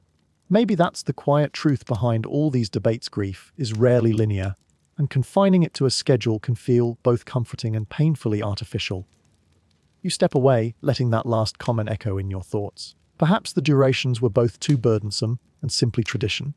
Two realities that coexisted in Victorian life. As you move to the next room, you sense that the era's hold on rigid timelines may begin to loosen soon, nudged by modern ideas and the fatigue of those who can't bear another day in scratchy black bombazine. Whether society will adapt quickly or cling to its black-clad calendar is anyone's guess, but the seeds of change are there, rustling beneath the surface of each hushed debate. You glide through a hallway whose wallpaper looks just a little brighter, the echo of your footsteps revealing subtle signs of change in the air. It feels as though a slight loosening has happened, like an invisible thread has been gently tugged free. The gloom of endless black bombazine is still present, but there's an undercurrent of questioning. You overhear two young cousins, leaning against a polished banister, whispering to each other about how long they really need to keep up the facade of heavy mourning for a distant relative. One shrugs and suggests they might quietly switch to dark greys in a month's time. Who would really know or care? Already, the tension between rigid tradition and personal preference is showing. You move on and find yourself in what appears to be a newly furnished sitting room. The windows are not heavily curtained. Instead, sunlight beams in, illuminating chairs upholstered in somber tones, but with a fresh, crisp pattern. You notice the occupant, a woman who's recently been widowed, tapping her fingers on a small table, as though caught between convention and her own restless spirit. Perhaps she's grown wary of the all-encompassing black that has cloaked her for months. She sighs, letting in a sliver of honest feeling. "I sometimes wonder," she mutters, "if Albert would have wanted me shut away like this." There it is, a quiet rebellion, the idea that maybe one's departed loved one wouldn't have insisted on endless crapi. You recall a mainstream historical fact. Around the latter half of the 19th century, especially after the 1860s and 1870s, British society began to see shifts in taste and etiquette. While Queen Victoria persisted in her perpetual mourning, younger generations, influenced by evolving ideas about individualism and modern progress, started to question the extremities of funeral pomp and elongated mourning. Newspaper editorials occasionally published pieces that wonder, why must we spend so many resources on black fabric when there are other pressing needs in our communities? And with urbanization and more cross-cultural interactions, particularly exposure to how Americans or continental Europeans handled mourning, some folks decided it might be time to pare down. Your steps lead you to a grand funeral that's taking place in the next room. But it's unlike the ones you've seen before. The casket, though still polished and stately, is adorned with fewer black draperies, and the floral arrangements feature white lilies in abundance. No sign of a giant black canopy overhead or an army of silent mutes. One older relative clutches her pearls, whispering that the family is hardly putting on a show, but you catch a hint of approval in her voice. It's as if she, too, has grown a bit wary of the pageantry. But that's your first joke. Maybe she's thinking, thank heavens we're not stuck untangling black ribbons from the horses' tails again. Historians still argue whether the reduction in funeral pomp was purely an economic decision or a sign of shifting cultural values. Some say it was prompted by practicalities, warmer weather, smaller spaces, or less disposable income. Others believe it reflected deeper philosophical changes, a growing sense that grief should be personal, not performed like a stage play. The truth likely sits somewhere between, driven by both the modern yearning for individual expression and the fatigue that comes with performing heartbreak on a public stage. Meanwhile, you overhear a group of young women chatting about the unbearable itch of creepy. Yes, the conversation is light-hearted, but it underscores something real: the physical discomfort of these thick, scratchy fabrics weighed on people for months. "If I have to scratch my neck one more time in church, I'll scream," jokes one young lady. There's your second joke, though her mother would probably hush her in horror if she actually did scream mid-sermon. The group giggles, then grows serious, admitting they don't see the point in wearing this cloth for a second cousin they hardly knew. Perhaps a modest black sash would suffice. You notice that photography has become cheaper and more accessible. People are beginning to rely on photographs rather than purely on memorial paintings or hair jewelry. As you peer at a small photo album on a side table, you see that some families choose a single, formal mourning shot, but then move on, not filling every page with black, edged corners. The shift is subtle, but telling. It's not that they don't grieve, but they don't feel the need to drench their entire daily lives in black for years. A quirky tidbit surfaces as you flip through the pictures a few families try. Post-mortem photography, capturing an image of their loved one, sometimes posed as if still alive. Yet even in that practice, you sense a gradual retreat from the more grisly or heavily staged setups that were once in vogue. Across the room, a clergyman quietly shares that he's relieved by the new trend towards simpler funerals. He confides in you that he's always found the excessive use of black draperies inside churches distracting. People fussing over them, adjusting them, worrying about whether the color was deep enough. We're meant to be focusing on eternal life and comfort, he says, not on who has the largest velvet swags. You sense that he's voicing an opinion that would have been considered radical a couple of decades earlier, but is gaining traction now. At a nearby table, you witness another moment that highlights the era's transformation: a widow removing her mourning veil after only 8 months, well before the traditional year mark. Gasps flutter around her, but nobody rushes to condemn her. It's too hot, she explains matter-of-factly. I need to look after my children without tripping over yards of lace. She wears a subdued grey dress, still respectful, but not stifling. The shift feels almost cathartic, and you detect more admiration than disapproval from onlookers. It's a small sign that those who break the old rules might be less likely to face a social guillotine than before. At the same time, not everyone approves. One older woman in the corner calls this relaxed attitude a disgrace, fanning herself and grumbling about how the younger generation has no respect for the dead. Some still believe that the elaborate mourning period is a hallmark of civilization, a testament to the depth of one's devotion. The debate plays out in murmured arguments along the hallways, some praising the relief of simpler funerals, others lamenting what they see as a loss of solemn dignity. There's your third joke. Imagine a sign reading, "Mind your mourning manners." Next generation not guaranteed to follow. With all these tensions swirling, you sense an inevitable transformation. Perhaps it won't happen overnight. Many people remain deeply attached to tradition, and Queen Victoria's example still looms large. But the seeds of change are sprouting, watered by practicality, personal comfort, and a shifting sense of identity in an industrializing world. The expansions of railways, factories, and global trade have brought in fresh perspectives, and, ironically, a faster-paced lifestyle that leaves less room for drawn-out rituals. As you drift toward the exit, you notice one final detail: a modest black bough pinned to a cloak stand, next to a letter from a friend overseas who mentions that in their town, mourning customs last only a few weeks. The letter's writer wonders why the English make such a fuss, inadvertently raising a question that resonates throughout the house. Are these extravagant displays truly necessary, or might genuine remembrance take other forms? Forms that don't require draping every surface in black? Stepping outside, you feel the air lift, as if the era itself is exiling. The sorrow-laden atmosphere doesn't vanish. It's still part of Victorian culture, but it's no longer as suffocating. There's a sense that time marches on, that new ideas are creeping into even the most tradition-bound corners. And as you stand there on the threshold, you realize you've just glimpsed the cusp of an evolution. The grand funerals and endless cry still persist, but a quieter, more personal way of grieving is beginning to bloom. Walking along a cobblestone avenue bathed in the late afternoon sun, you notice how the remnants of Victorian mourning fashion linger, quietly weaving themselves into the evolving tapestry of modern life.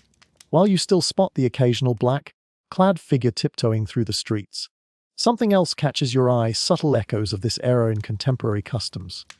From the black armbands worn by sports teams to commemorate a loss, to the sleek lines of a modern, little black dress, you begin to realize that the spirit of Victorian mourning hasn't vanished. It has simply shifted into different, often more understated forms. You pass by a modishly dressed individual wearing a sharply tailored black coat. It's not a mourning garment per se, but it calls to mind the elegant silhouettes Victorians used to proclaim grief. Even the concept of wearing black to a funeral remains a near-universal sign of respect, though usually without the layered crape and strict timeline. So that's your first joke. Imagine showing up in 2025 in full bombazine and veil, exclaiming, "I'm just following the rules." You might raise a few eyebrows. A mainstream historical fact underscores this continuity. The idea of dressing in black for mourning predated the Victorians by centuries, but it was their obsession with formalizing these practices that etched black as the color of grief into cultural memory. Today, even after we've discarded strict year-long schedules and multi-stage outfit changes, black still symbolizes a respectful somberness at funerals around the globe. And in more casual contexts, the black armband has become a shorthand for public mourning, worn by athletes on the field, political figures in a press conference, or even entire nations after a national tragedy. Historians still argue whether the Victorian fixation on mourning fashion directly paved the way for modern traditions, or whether it simply accelerated a trend already in motion. Some scholars highlight Queen Victoria's enduring influence, pointing out how decades of her visible sorrow cemented black's special place in Western cultural consciousness. Others suggest it would have happened anyway, that black, being both sober and elegant, naturally emerged as the default funeral color. Whatever the truth, it's clear that the Victorians left a mark deeper than any temporary fad could. Rounding a corner, you spot a high-end boutique window with a display of black dresses. A slim sign reads, "Timeless Elegance." You think back to the rigid protocols of Victorian half-mourning and can't help but chuckle at how an everyday wardrobe staple might have originated in part from such formal, sorrow-laden beginnings. There's your second joke. Little did Coco Chanel know she was tapping into the spiritual successor of widow's weeds. Of course, the modern black dress has shed the connotations of unrelieved sadness, becoming a symbol of chic versatility. But the link remains an echo of a time when black was worn in devotion to the departed rather than to blend easily from office meeting to cocktail hour. Beyond fashion, traces of Victorian mourning rituals pop up in more subtle ways. Think of those small memorial pins or ribbons people wear today following a tragedy, or the use of carefully chosen funeral flowers that speak to solemn respect. Sure, we don't typically embroider anchors for lost sailors or gather locks of hair for jewelry, but the impulse to materialize grief, turning it into an object or symbol, lives on. You recall the quirky tidbit of memorial tattoos. In modern times, people sometimes incorporate ashes of a loved one into tattoo ink, a new spin on the Victorian hair jewelry tradition of keeping a piece of the person close. The forms may have changed, but the basic human desire remains the same. You pause at a trendy cafe, overhearing snippets of conversation someone's discussing a memorial service they recently attended, describing how guests wore tasteful black attire, but with no set rules. Another mentions a black band worn at a sports event to honor a teammate who passed away. These are faint reflections of the old social codes, free from the suffocating strictness, yet undeniably tied to that heritage. Perhaps one day, future generations will see even these customs morph into something else. Kaleidoscope of color, or an entirely new symbolic practice. But for now, black remains a potent visual shorthand for loss. Further down the street, you pass a contemporary funeral home. Its signage is modern and understated. No black swags or carved angels. Even so, the window display features an all-black suit on a mannequin, paired with a simple black ribbon. The text beneath reads, "Honoring traditions, easing your journey." You imagine a 19th century undertaker stepping into our era, eyebrows raised at the simplicity of it all. Where are the velvet draperies, the immaculate hearses and horse plumes? But maybe it's enough. Strangely, even stripped of grand spectacle, the essential core, clothing ourselves in mourning, persists. Historians who explore the evolution of fashion often note that trends rarely die outright, they adapt. Like a living organism, they shed the more cumbersome elements and adopt new shapes. Victorian mourning customs underwent a metamorphosis from extreme ritual into a subtler etiquette, still recognized but no longer enforced by social decree. You sense that many people today might not even know the roots of why black is associated with funerals, yet the tradition endures. Cultural memory passed down unconsciously. You consider how the digital era handles grief. Online memorial pages, tribute videos, and hashtag movements all serve a parallel function to Victorian crepe and black ribbons they broadcast loss. Yet, just as Victorians once worried about who was or wasn't mourning correctly, modern users debate the etiquette of posting funeral photos or writing long eulogies on social media. In many ways, the conversation sounds familiar. How public should grief be? How soon is too soon to move on? The medium may have changed from parlors to platforms, but the tension endures. But there's your third joke. Imagine Queen Victoria's Instagram feed, perpetually draped in black borders, hashtags like Payton Mourning, famous you Albert. Stepping away from the cafe, you follow the light into a more open square. The sun beams warmly, a subtle reminder that even the darkest chapters eventually fade. You're left thinking about how Victorian mourning rules, once labyrinthine and inescapable, now survive mostly in symbolic gestures. A black dress at a funeral, a quiet conversation about grief, a moment of silence at a stadium. They're small echoes of a time when sorrow dominated every stitch of fabric and every corner of conversation.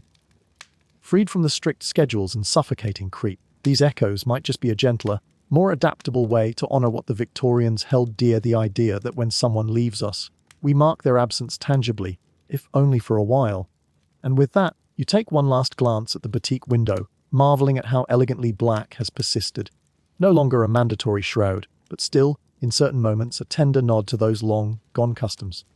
Then you step forward, letting the present beckon you onward, knowing that the legacy of Victorian mourning has found its quiet home in today's world, not vanished, but seamlessly woven into the fabric of everyday life. You stand at the threshold of a quiet, lamplit study where the remnants of Victorian mourning still cast faint shadows.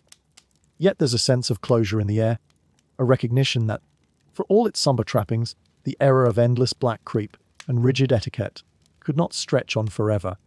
As you take a slow breath, you recall the countless details you've gathered, the scratchy bombazine gowns, the subtle transitions from inky black to muted greys, the veils that signaled sorrow so publicly, and the commerce that flourished around these customs. They form a tapestry woven from sadness and spectacle, devotion and societal pressure. You notice a large desk, its polished surface reflecting the gentle glow of a single lamp. Stacks of papers lie there, many bearing black borders, some with half-faded stamps that recall a funeral invitation long past. There's an old letter on top, dated near the close of the 19th century, in which a niece gently informs her aunt that she won't be prolonging her mourning attire for a distant cousin she scarcely knew. She offers apologies, but stands firm, writing, "Life presses onward, and I must do the same." You feel a pang of empathy for this young woman who braved the quiet disapproval of her elders to assert that sorrow should sometimes be private, not choreographed. Nearby, a portrait on the wall arrests your attention, a matron in half-mourning, her expression serene yet tinged with introspection. The tiny brushstrokes highlight her lavender sleeves, the bit of color a small but powerful statement of moving forward.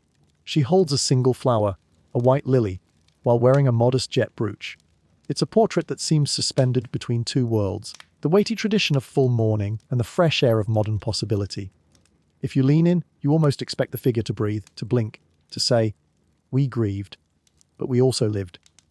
If you sift through all the clippings, diaries, and private letters from that time, you'll find a collective push and pull families who insisted on following Queen Victoria's example to the letter, and those who gradually peeled away layer after layer of black fabric, not out of irreverence, but out of sheer necessity. Life demanded color, motion, and laughter, inevitable forces that bubble up even in the face of bereavement. So that's your first joke. Imagine a mother telling her teenage daughter, "No dancing in that black gown," only to find the girl waltzing quietly behind closed doors anyway. Historians still argue whether the gradual decline in strict mourning practices was sparked by economic constraints, societal evolutions, or a mixture of the two.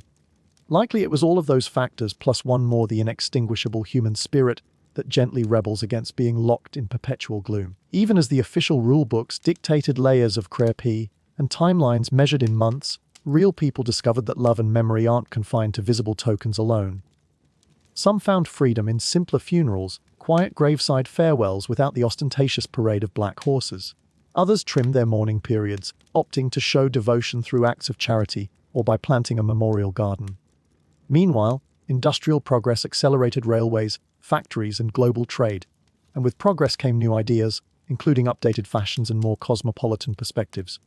By the turn of the 20th century, the ironclad conventions that once seemed immortal started to crack. World events, wars, medical breakthroughs, shifts in women's roles, reshaped society, hastening the demise of the fussy, hyper-structured mourning system. That doesn't mean it disappeared overnight, it lingered in pockets, sometimes well into the 1900s. But the unchallenged dominance of all black dress for extended periods was drawing to a close. In this lamplit study, you might picture a Victorian grandmother telling her grandchildren about the old days, when one wore black for a year and a day, minimum, to honor a departed spouse. The children would likely stare, incredulous. "Really, Grandma? That long?" Perhaps she'd smile wistfully, remembering how stifling it felt, and yet how it provided a sense of communal recognition of her loss. Then, with a soft chuckle, she'd confess relief that times had changed. "There's your second joke, Grandma. Might add I don't miss the itching cra-p though." "No, sir."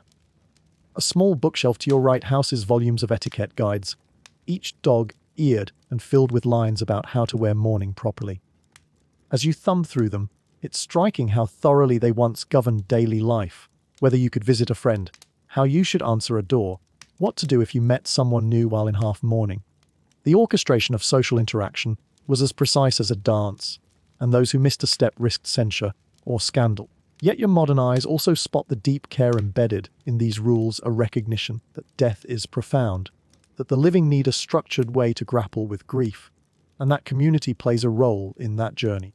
You set the book aside and let your gaze drift to a window overlooking a quiet garden. The final rays of twilight cast long silhouettes of rose bushes onto the floor. Roses, once used to symbolize love, devotion, and occasionally used at Victorian funerals to mask unpleasant smells, now simply stand there as ornamental plants, unburdened by the era's strict symbolism. The hush in the room feels comforting, a gentle reminder that endings can be tranquil, even if they follow periods of intense sorrow. In your mind, you see the entire spectrum of Victorian mourning laid out from start to finish: the first black ribbons, the heavy gloom of full mourning, the incremental lightening to grey or lavender, and finally the day when the world regained its colour and bustle. Death was never trivial to these people, but as the modern era dawned, so did the realization that grief could be meaningful without being so rigidly policed. Some families embraced this shift wholeheartedly, others resisted, calling it a symptom of moral decline. But time, as always, marched on, and here you stand, in a moment suspended between their world and yours, feeling the echoes of centuries swirling softly around you. The Victorians have left you with a rich tapestry of sorrow, devotion, commerce, and, yes, even comedic absurdities. There's your third joke somewhere. An ancestor is rolling their eyes that we ever found humor in such a solemn subject. But perhaps acknowledging the lighter sides of these customs helps us see them for what they truly were: a grand, complicated effort to cope with one of life's hardest realities, all under the spotlight of social expectation. You gently rest your hand on the doorknob, ready to exit this subdued study. Behind you lies an era that once believed mourning should be publicly displayed, etched into fabric and pinned to your very being. Ahead is the knowledge that while times change, grief remains universal, love remains powerful, and we still seek ways to honor our departed, perhaps in simpler ceremonies, or heartfelt speeches, or even just in private tears shed when nobody's watching. The ritual evolves, but the emotion endures. Now, let's gently shift into a slower rhythm, allowing everything you've heard to settle like soft evening mist. Feel the weight of the day slipping away from your shoulders, replaced by a gentle warmth at the center of your being. The candlelight in your mind's eye softens, its glow turning calm and steady, beckoning you toward a restful hush. Let your breaths grow deeper and more leisurely. Inhale, noticing the cool air. Exhale, letting tension melt from your jaw, your neck, your entire body. Imagine each breath carries the tranquility of a distant lullaby, the kind that soothes every corner of your thoughts. With each exhale, any lingering images of black veils and bustling streets begin to recede into the background, leaving a spacious calm. Visualize a quiet garden at dusk, its flowers gently swaying. The hush of the setting sun permeates the scene, as though nature itself is murmuring, "All is well, all is at peace." If stray thoughts visit, about the day's tasks or tomorrow's plans, welcome them kindly, then let them drift away like small clouds crossing a serene sky. There's nowhere you need to be, nothing you need to solve right now. You're here, listening to the soft hush of a world winding down, your mind and body preparing to embrace the sweet cradle of sleep. Allow yourself to float on this serene current, each breath guiding you deeper into rest. Your eyelids grow heavier, your muscles soften, and a gentle stillness settles in. Soon, you'll be drifting into a calm, restorative slumber, where you can recharge and find gentle dreams waiting. You are safe, at ease, and ready to let the night carry you into its tranquil embrace.